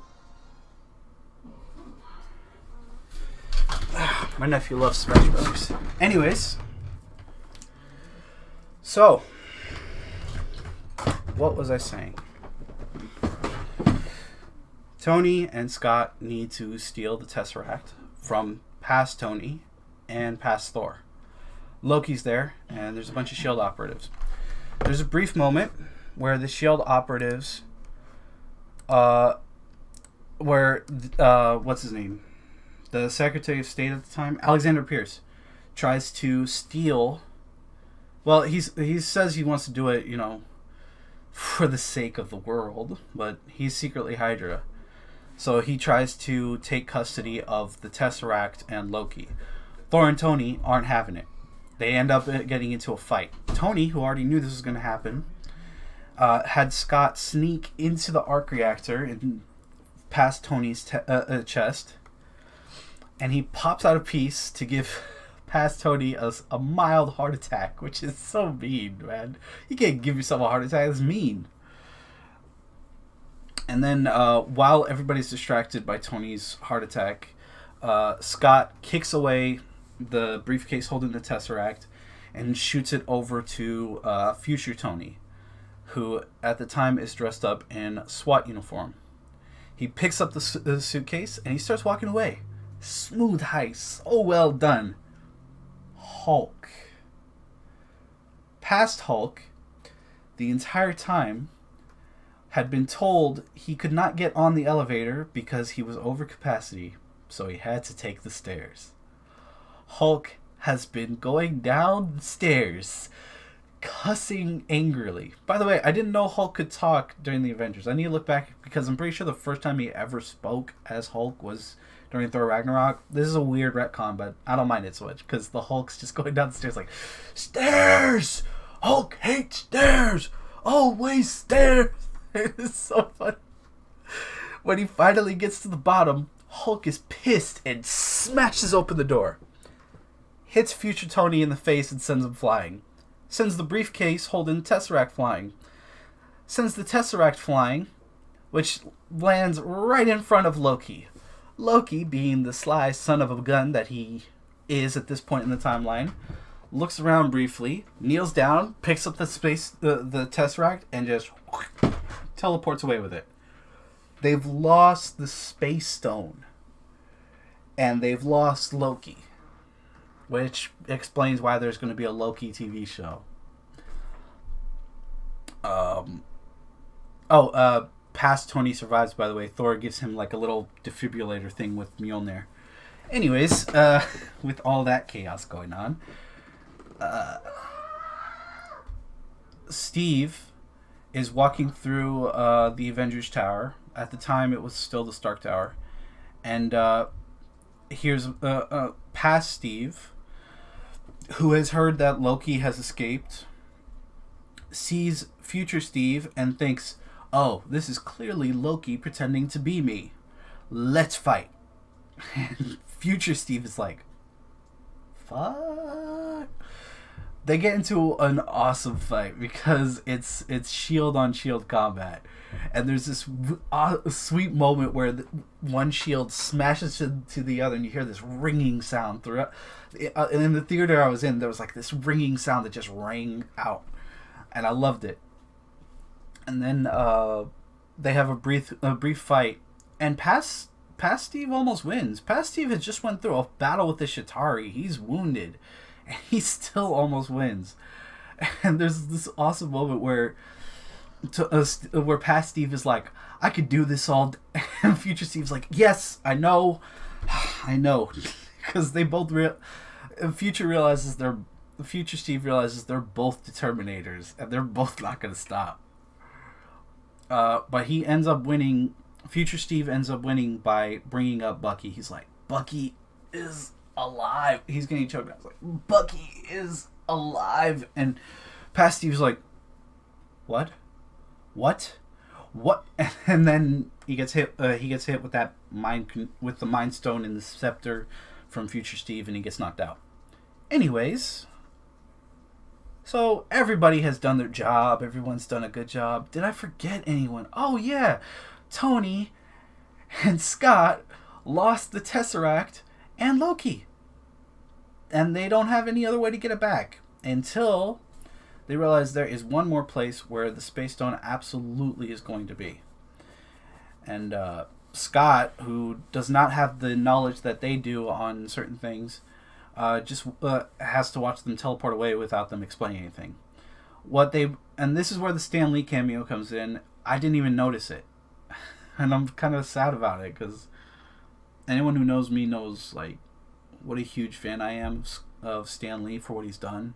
Like how mad I got at Bill Maher for his extremely insensitive comments after he died. Like, even if you don't respect the man the way others do, then at least have the respect to respect that we respect him.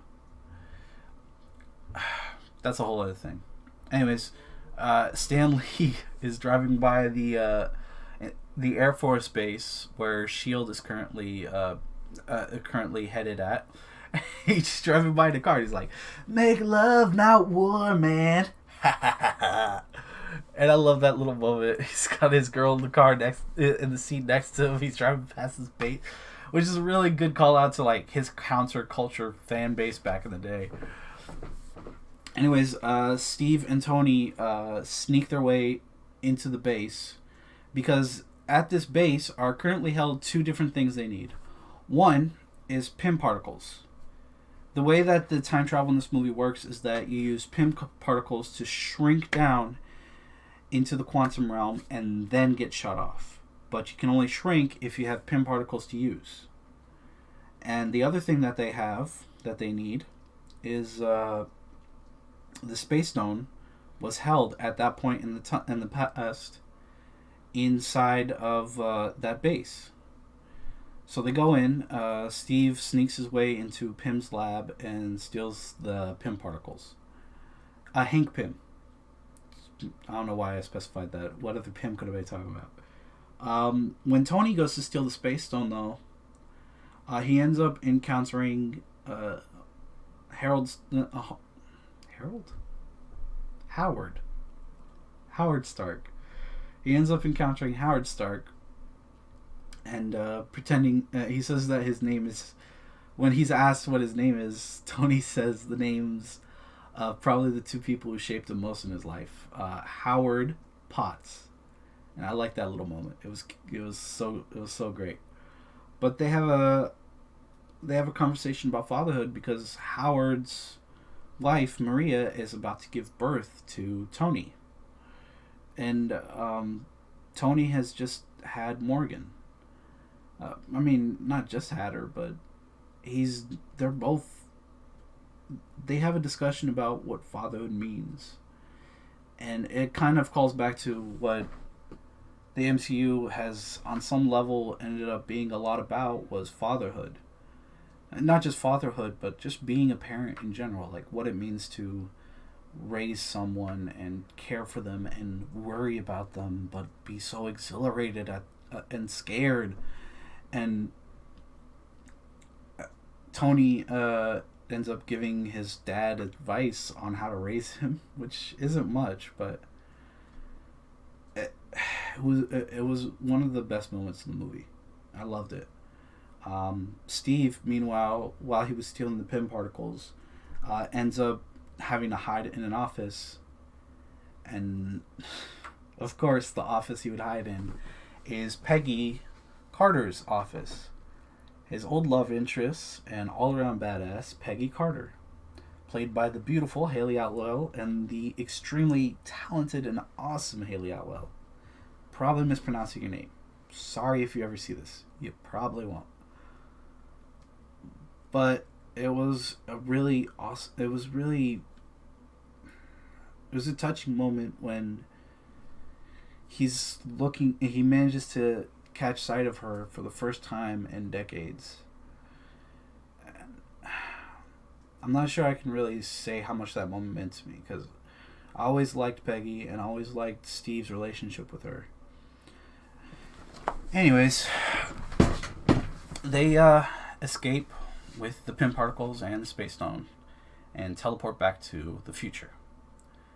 2023. Everybody's come back, including Evil Nebula. Yay! Hulk and the rest of them, Hulk, Rocket, and Tony work together to make an Iron Man style gauntlet for the Infinity Stones. An infinite Iron Man gauntlet, I guess. I don't know. And when they finish making it, they have to make the decision. Forgot something really important. There's a lot that happens in this movie, so I might end up skipping over something, and I apologize for that. There's a moment where the second they land, the first thing they realize is Hawkeye is by himself. Black Widow's gone.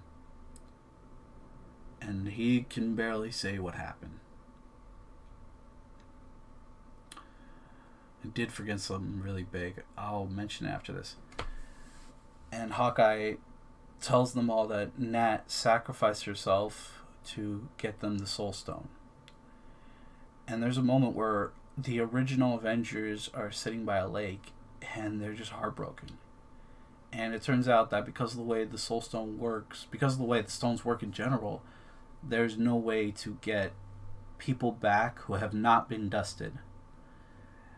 If you were one of those who were dusted, there's a chance you can come back. If you're someone who died from more natural causes, the stones can't get you, which means they can't get back Nat.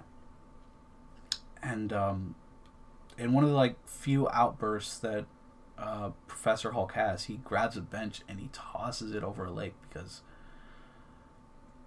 Bruce and Nat always had a really close relationship. I feel it was kind of sprung on us in Age of Ultron, but I have enough suspension of disbelief for the movies in general that I can buy it, and I actually like the moments where they're together a lot. But it still struck me really hard to see the way it affected them, because it affected me a lot. Black Widow is one of my favorite characters. Scarlett Johansson plays her really well. She's really funny, confident, but she's also really soft and sensitive when she needs to be. She's a very well developed, very complex character when you really get down to it. And seeing her gone just hurts.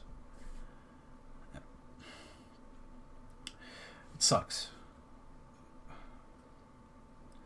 And it sucked for the Avengers too. And they still have to do their thing though. They still have to save who they can. They build the Tony Stark rocket, and Bruce Banner develop a Infinity Gauntlet, and they put the stones into it. Problem is, who can wear it? Thor volunteers immediately. Thor should not have volunteered. He's still not at the top of his game, as it were. I mean, he stole Mjolnir from his past self, so he's worthy. But physically speaking, he's way out of shape. And then Banner mentions, I should do it.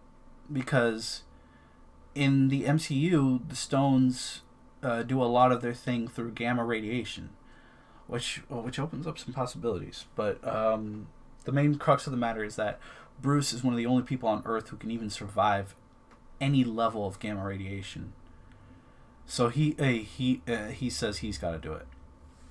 Puts on the gauntlet, it shape shifts around his hand, and then it does that thing that it's done a couple of times when Thanos has added a stone where it blasts magic into him. And Bruce screams with all that power going through him. He's in pain, he's hurt. And everybody around him is screaming at him, just take it off. Thor especially is worried for his friend, one of his oldest friends, one of his best friends. And but he fights through it, raises his hands, snap. And then, after the shockwave erupts, life is back on Earth. Everything that got dusted is back. And the way we're told that is through two mediums. One, Scott goes near a window. Ant-Man goes near a window and he sees that there are birds that weren't there before. And there are plants that weren't there before. And for Hawkeye, the much more touching thing is that his phone starts ringing. And his wife, Laura, is on the other side. And that hit me real deep. So yay, everybody wins. That's the end of the movie. Have a great rest of your day. And oh wait, Nebula's evil. 2014 Nebula came back with everybody, which means that she's still working for Thanos. She goes to the time machine while everyone's distracted trying to save the universe. No big deal. And she had earlier Thanos stole Pym particles from Nebula, because you remember I mentioned that Pym particles were how you enter the quantum realm. He used the Pym particles to shrink his ship and his army to a tiny little thing.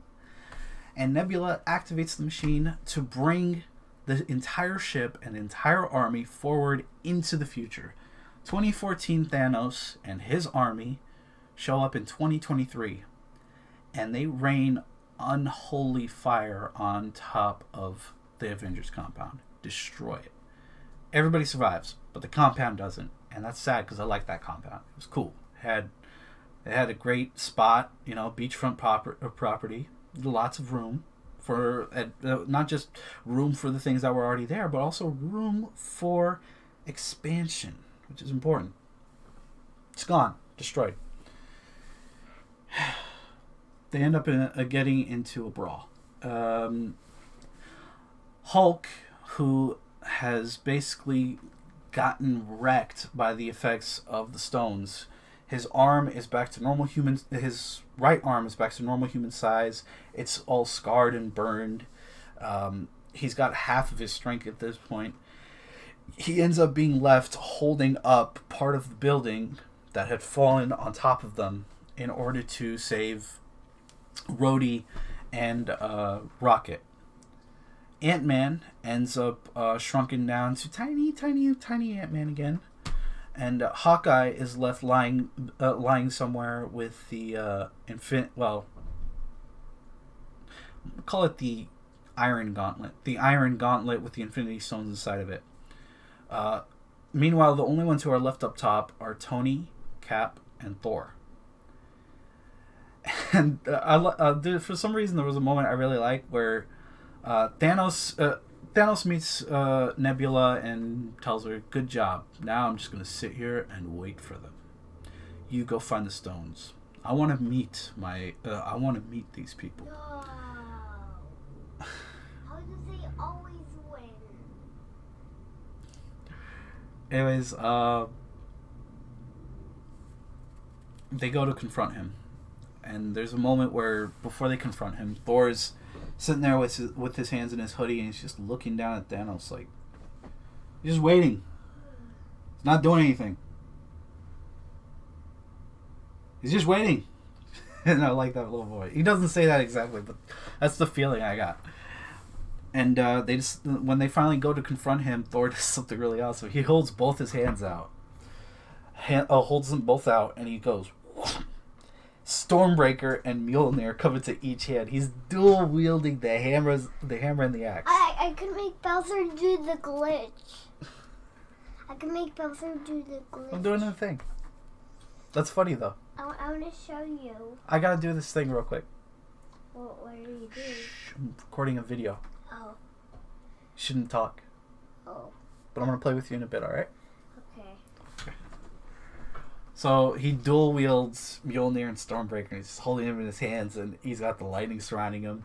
His beard, which has been like mine, except greasier, gets all tied up in a much more Nordic knot. I should find a way to do that. Anyways, Tony's wearing his full armor. Cap's got his shield ready to go, and they go down and confront Thanos. Thanos, who at this point in the series has got a cool as hell get out looking double-sided sword, is just sitting on his the rubble of what used to be the Avengers compound waiting, and he thanks them because he tells them, you showed me that there was a weakness to my plan. I assumed that after I was done, people would eventually realize that what I had done was for the greater good, that I did it for you, but instead I now see that you will not see the wisdom in my plan, and you will attempt to stop me anyways. So instead I will destroy the entire universe, and I will remake it into one that does not remember what there was before. So thank you for showing me the weakness in my plan. And I'm like, dang, dude, just stop everything, guy, please, no. But he doesn't, and they get into a fight, and it's awesome. We got Mjolnir and Stormbreaker working together. We got Captain America like shield bashing, and we got Thanos spinning the thing. And we got Iron Man blasting, and it's so great. At the same time, Hawkeye has dived into the middle of a horror movie. When he finds out that he's stuck in a hallway, getting chased by a bunch of Outriders, which are those guys from Infinity War who are basically just ravenous beasts. and he has to run away from them. This is where some of the badass Hawkeye comes out, because he's shooting them as he's running. He's leaving arrows to make explosions. He fires a grapple arrow and gets pulled up by a line. And while he's getting pulled up, he's slicing outwards with his katana to cut them in half. He ends up at the top, safe and sound. And then he sees Nebula, and he's like, "Oh, it's you." Nebula picks up the Infinity Gauntlet and says, "Father, I have the gauntlet." And he's like, "Oh, it's not you." He doesn't say that, but he's like that. But then 2014 Gamora and 2023 Nebula show up. And they try to convince her that she can be better. She can be more than what she is. She doesn't have to do this. She hasn't gone through any of the changes that the Nebula of the future has. She hasn't gone through the losses that she has and the victories that she has. And she refuses to give up. So future Nebula has to shoot past Nebula. And it's really sad, because when you see what she could have been and you see what she ended up being, it strikes real deep for me. Back to the fight. No, wait. Ant-Man, who's woken up by now, hears that Rocket, Hulk, and Rhodey need help. So, with his tiny form, he's able to slip through the cracks and get to them. Which is one thing that doesn't get mentioned a lot about Ant-Man, is that his powers aren't just good for infiltration; they're also good for search and rescue.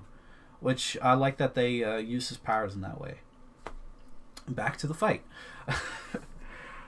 Tony, Cap, and Thor are battling it out with Thanos, and they're pulling off all the cool tricks. Like, at one point, Iron Man opens up his back to a reactor, and Thor blasts the reactor to give him extra power, and he sends that into Thanos. Thanos pulls a Thanos copter and starts spinning his double-sided blades to block the shot. And then when Tony tries to confront him, instead Thanos uses him as a shield against a lightning blast. Then Thor and Thanos end up going head to head, and this is where you see that the fact that Thor is out of shape is really affecting his abilities to fight, because he gets really beat up by Thanos. He gives a good fight, like it's an awesome fight, but he doesn't have anywhere near the combat ability that he's had in the movies past, and he gets thrashed. Right as he's about to die, though, Mjolnir, which had been dropped aside earlier, floats into the air. And at first I thought, oh, he's going to summon back Mjolnir and like bash Thanos in the head. Mjolnir flies past them and lands into the Star-Spangled Hand. And Captain America is left holding the hammer of Thor. And Thor, in a moment that everybody agreed with, goes, "I knew it!" And they're just like, yes. Steve goes toe-to-toe with Thanos while holding Mjolnir. And just back and forth. It's awesome. It's epic. It's one of my favorite things. Captain America holding Mjolnir is one of the greatest moments in anything. And I love it. And, but he ends up on the brink of it again when Thanos just straight up overpowers him. Because even though he's got Mjolnir and he uses it well, like he actually what kind of surprises me is that he didn't just use Mjolnir as a blunt instrument. Like he actually used the lightning and summoned it and blasted it. And he even used the electromagnetic properties of Mjolnir to bring back his shield. Like he's using them in tandem with each other. But he ends up almost losing. And in fact, Thanos, in something I'm a little bit iffy on, Thanos' sword manages to slice through Captain America's shield, and he almost cuts it in half. Which I might have the order of events wrong, in which case I apologize. I only saw the movie once. But he ends up with his shield shattered, and he's standing alone against Thanos because Tony and Thor ended up got beaten up as well. Thanos, in the meantime, is still fresh. His helmet got blasted off, but that just makes him look better. And behind him is the entire army of Thanos. Cull Obsidian, Corvus Glaive, Proxima Midnight, Ebony Maw, other names you probably don't recognize if you're not a comic book fan, which I'm not going to blame you for because those are dumb names. And some giant gorilla monsters, the Leviathan things that fly through the air like the giant snakes, and the ship itself, which is one of the most powerful warships in the MCU. And Cap just has himself. But Captain America grits his teeth, gets up with his half a shield, and gets ready to fight anyways. And that's probably one of the best moments for Cap. One of the best moments for Sam Wilson, the Falcon, is when in the background he says, well, not in the background, Steve starts to hear something on his earpiece. And at first he's just in shock. And then he hears, "On your left," which is one of my favorite callbacks to The Winter Soldier ever. And when he looks to his left, a Doctor Strange style portal opens up and out walks Black Panther, Shuri, and Okoye. And Cap is just like, "Oh right, that happened." And Black Panther is like, "We're here." And then more portals start to pop open. And that's when everybody shows up. I can't even... It's 40 plus characters, y'all. But portals start to open up, and you see warships from Wakanda. You see the Ravagers from Guardians of the Galaxy. Mages from all across the world. You see Wong, Spider-Man, Rhodey, Hulk, Giant Man, and Rocket pop out of the building. Rescue Pepper Potts in the rescue armor, the purple Iron Man styled armor for her, flies down. Valkyrie flies out of a portal on a Pegasus, joined by Korg and Meek, two other characters from Thor Ragnarok. And it's an army of everybody except Captain Marvel. Literally everyone who has had any kind of role in these movies except for Sif, which I'm kind of sad about. I wish Sif would show up more often. But everybody else shows up, and it's awesome. And it's so great. They stand against each other, and you got the Wakandans going, Zimbabwe! I can't say it right. I kind of wish M'Baku had showed up, because I like when he goes, Ubasa. Anyways, they face against each other. Thanos' army, the Avengers and their allies, the Guardians of the Galaxy with Peter, a Rocket, Nebula, Groot. Everybody is just about to go down. Bucky is there. Sam does a whole fly around real quick. It's awesome. And Captain America grabs reaches his hand out, pulls in a Mjolnir and goes, "Avengers, assemble!" And then, wow, there's like a lot. There's a lot of stuff happens. I can't even keep it in my head straight. I guess I'll just say what highlighted me. Okay, the fight begins, and they start battling it out. Hawkeye needs to runs away with the gauntlet through the battlefield, and everybody it's a free for all. So some highlights for me were the Wakandans like stabbing monsters in the middle of the battle, the various mages sending bad guys flying, Giant Man punching a Leviathan in the face. Falcon has this really cool moment where he flies into one of those giant gorilla monsters with his wings and stabs the thing with the wings. And then while the thing is on its back, it tries to get up again. So he pulls out the wings and stabs it again, which I wish he had done that more. Well, I guess he was facing humans before, so that would have been awkward. Rhodey is blasting. Tony and Pepper have a little back-to-back moment where they're sending out lasers. Shuri is putting out her sonic blasts out at people. You see Black Panther at one point releasing kinetic waves. Peter is sending out webs to like trip up the bad guys and punching a few in the face. There's so much cool stuff. It's probably the battle scene that I would want to rewatch more than anything else. Like every Avengers movie has had moments that I rewatch because I really love that certain moment. One of them is like the elevator scene from Winter Soldier. Another one would be the airport battle from Civil War. From Age of Ultron, I have the beginning scene where they fight against Strucker. If we're talking like MCU in general, we got the hallway scene. This is one of those scenes that actually beats out all of those because it has so many little moments that it's hard to keep track of what happens. And that's fine because this is war. I still know where the bad guys and the good guys are. I still have some idea of what's going on. The only reason why it's hard to keep track is because there's a lot of little moments that I might like to see. Like I'd like to see Okoye like sword dancing against some guy, or I'd like to see.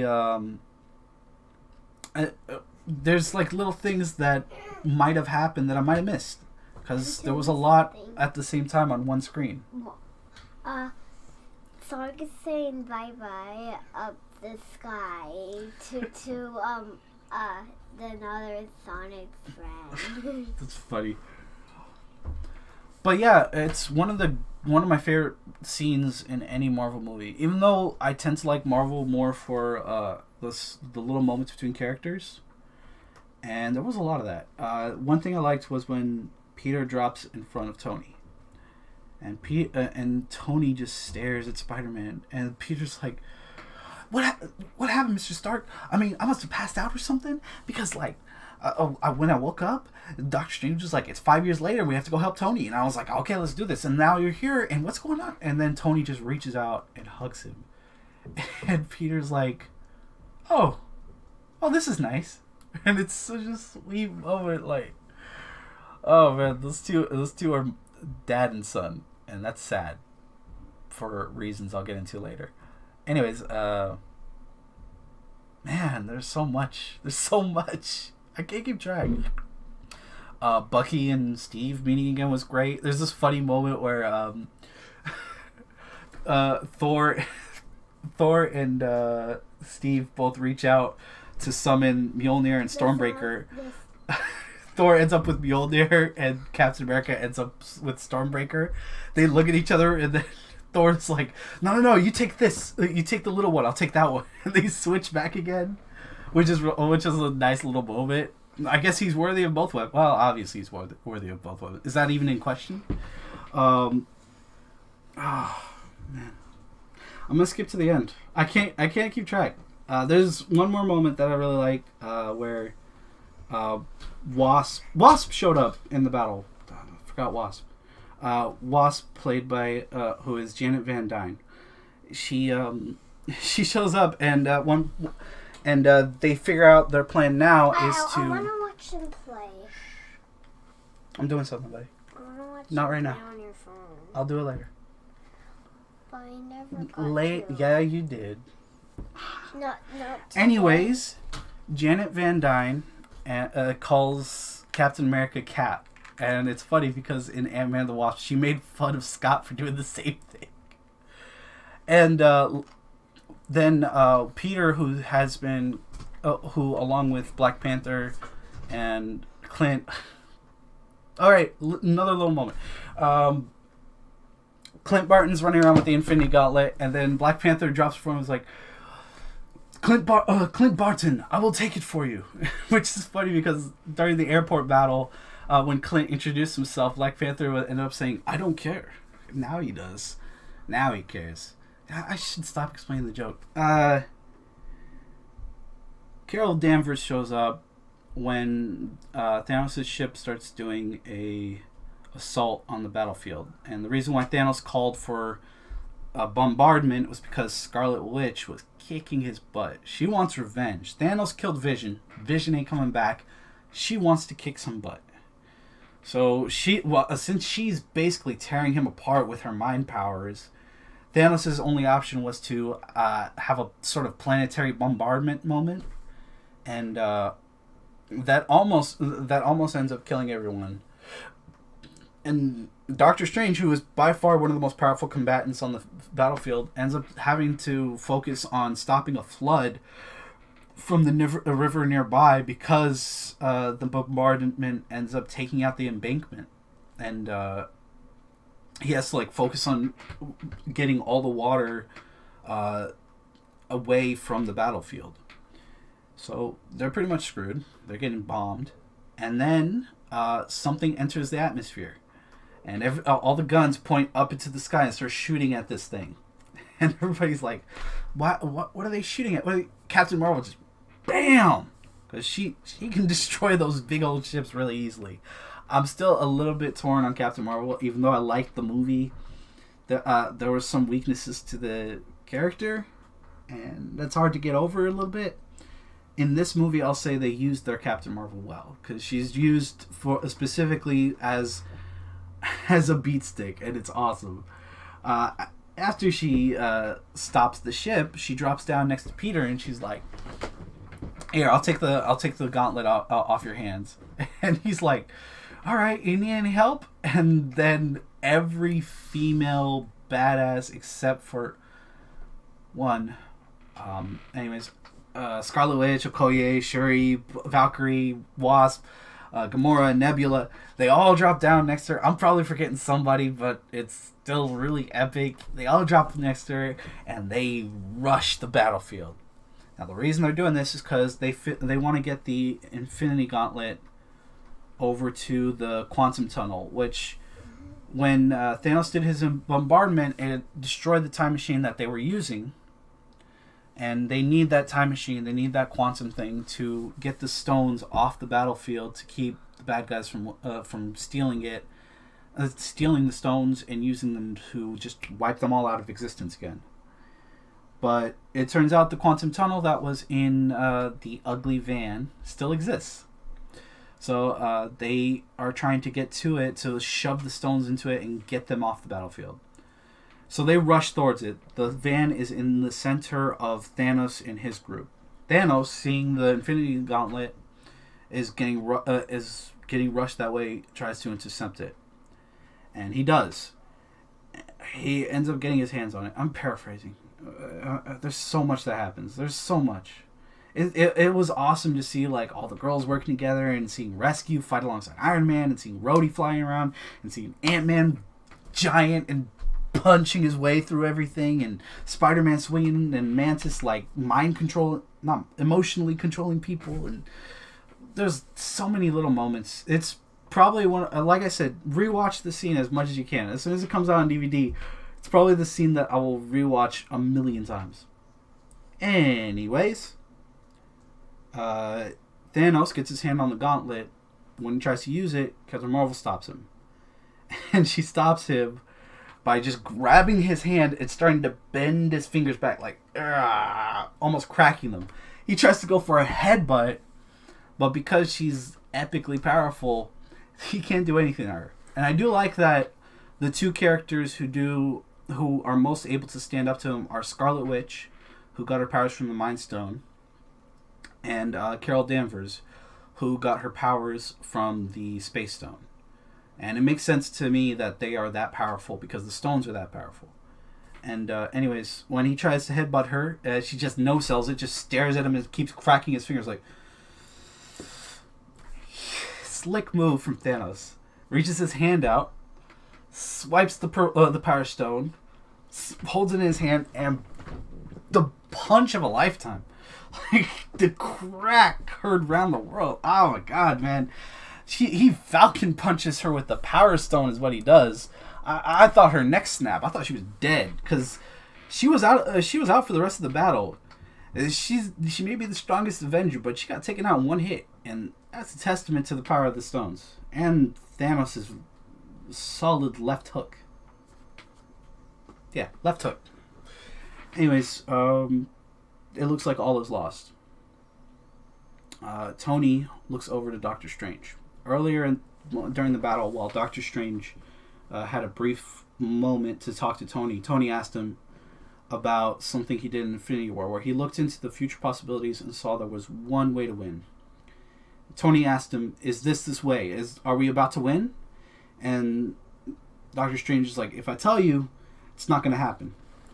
When Tony looks at him, Strange, who in a good amount of continuity, his hand is still really damaged, so he can't close his fingers quite correctly. But when what he does is to signify one. This is the one. And Tony realizes what he has to do.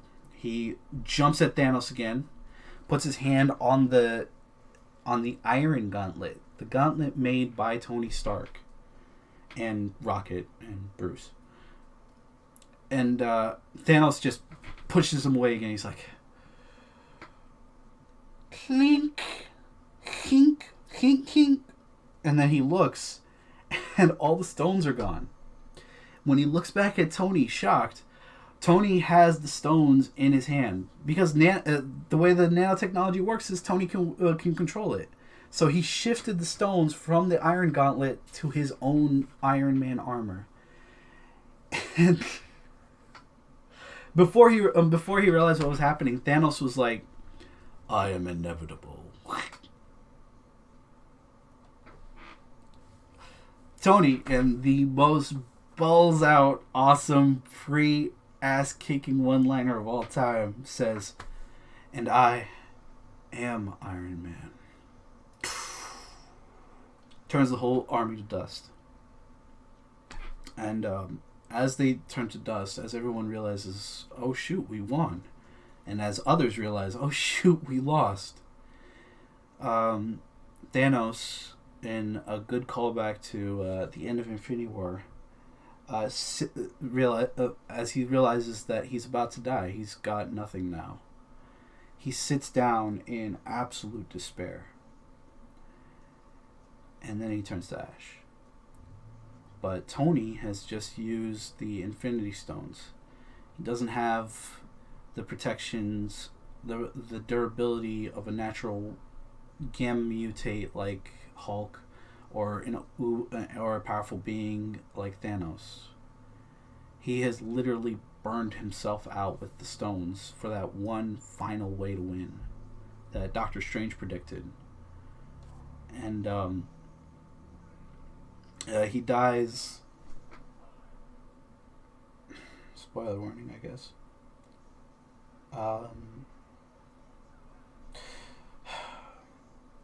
Peter and Rhodey stand in front of him, and Pepper comes by and tells him that he can rest. He doesn't have to keep fighting. And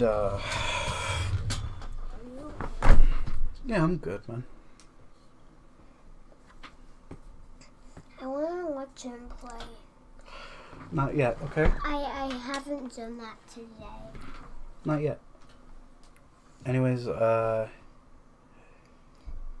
when he dies, he goes with his family, and the last words he ever said, I think, are, "I am Iron Man," which is appropriate and sad. But they win. The Avengers save the day. So from there, it's all over but the cleanup. Thor gives up his leadership of New Asgard to Valkyrie, declares her king of Asgard, and he goes with the Guardians of the Galaxy. Sans Gamora, who is the 2014 version of Gamora. So she's probably got some soul searching to do. Quill is, of course, torn by this because she kicked him in the balls recently. I skipped over that part. I forgot about that part. She kicks him in the balls twice. It's hilarious. Anyways, the Asgardians of the Galaxy fly off, and Valkyrie is now king of Asgard. So that's nice. I'm not sure what happens with Hulk, but Scott, Ant-Man, and Wasp end up meeting Cassie again, teenage Cassie, and that was a sweet moment, like them hanging out. And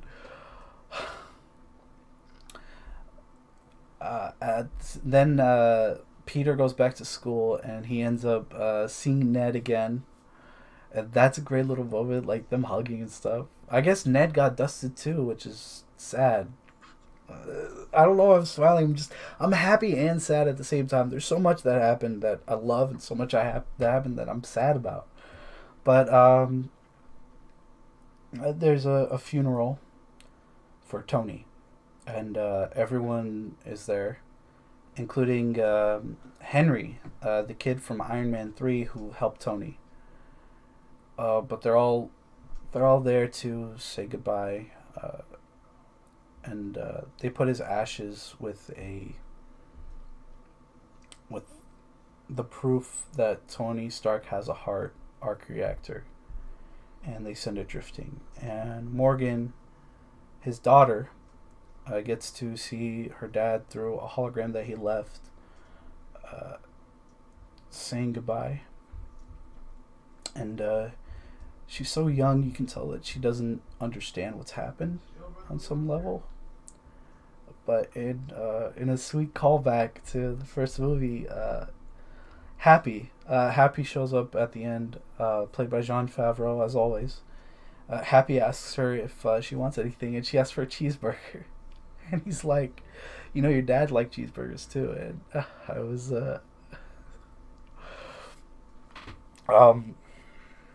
Anyways, the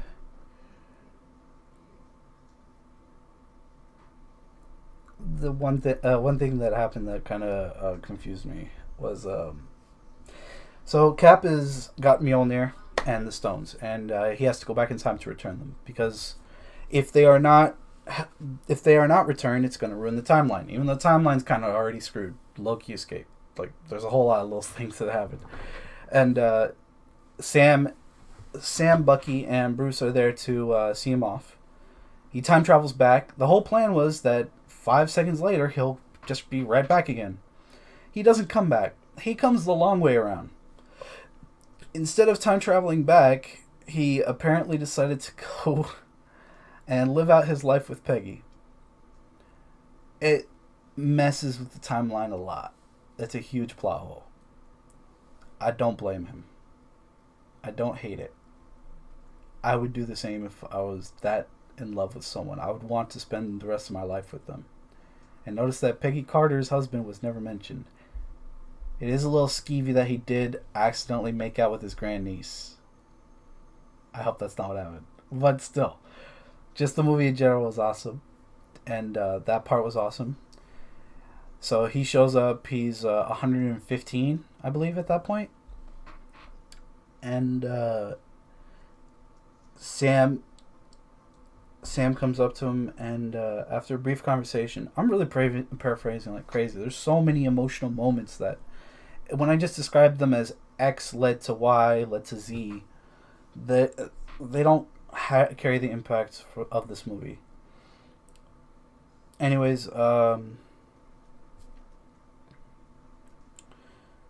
Steve has got another shield, and he hands it off to Sam, telling him to basically become Captain America, like in the comic books. And Sam is just struck by this. And when he looks at Bucky, Bucky says, "Go ahead. You're the right choice." I mean, they had friction before. I'm okay with it, with Bucky being approving, because Bucky probably doesn't feel ready to be Captain America at all. He probably doesn't even want to be Captain America at all. But after that, there's some credit sequences. I stayed till the end, even though I knew there weren't any end credits, because I heard there was something that happens. Keep in mind, I probably skipped something. I probably missed something. I can't help it. It's a big movie. There's a lot that goes on, and it hit me really hard. So if I end up missing anything, it's not because that thing wasn't important or I didn't like it. It's just that there was a lot. And I feel like I covered a lot. But at the end, basically the whole movie ends the way the franchise really started, with the sound of a hammer ringing on metal. And a lot of people say that's the sound of Tony making the Iron Man helmet from the first movie, which it might be the same clip, but I do want to keep in mind that there were three movies that started the MCU. Iron Man kicked it off, and Iron Man 2 kicked it off, was, right after that. Captain America, the First Avenger, and Mjolnir. And there are three weapons that have, the three weapons that are important to those three people are the armor, the shield, and the hammer. Three weapons that were forged and used to save the galaxy, the universe. And I feel like that's something to keep in mind. I'm just reaching, but I guess that's it. I'm not like a professional reviewer, so I can't exactly give this movie a score. If I was, it would probably be a 9.8 out of 10. The 0.2 that I take away would be because of like the small plot holes. But the main reason I wanted to make this video is because I wanted to actually record something about my feelings and impressions on the movie and how it affected me. And that's basically what this was. So it's probably one of my favorite movies of all time. I really want to rewatch it again. And there's so much more to say and so little to say, I guess. I hope you guys get the chance to watch it soon. I hope nobody spoils it for you, because I feel the best part of the movie was that so much of it was a surprise to me. And whenever you get the chance to watch it, just tell your thoughts to the world. Make sure that everybody knows what you felt. Let them know that a movie made you feel something on a deeper level. If you hate it, that's fine. You're wrong. But if you hate it, you hate it. If you love it the way I did, just let me know how you felt about it. And I hope you guys have a great rest of your day. You want to say something to the people, Midget? Nah, come on. Say this. You were so talkative earlier, man. Alrighty, guys. Peace out.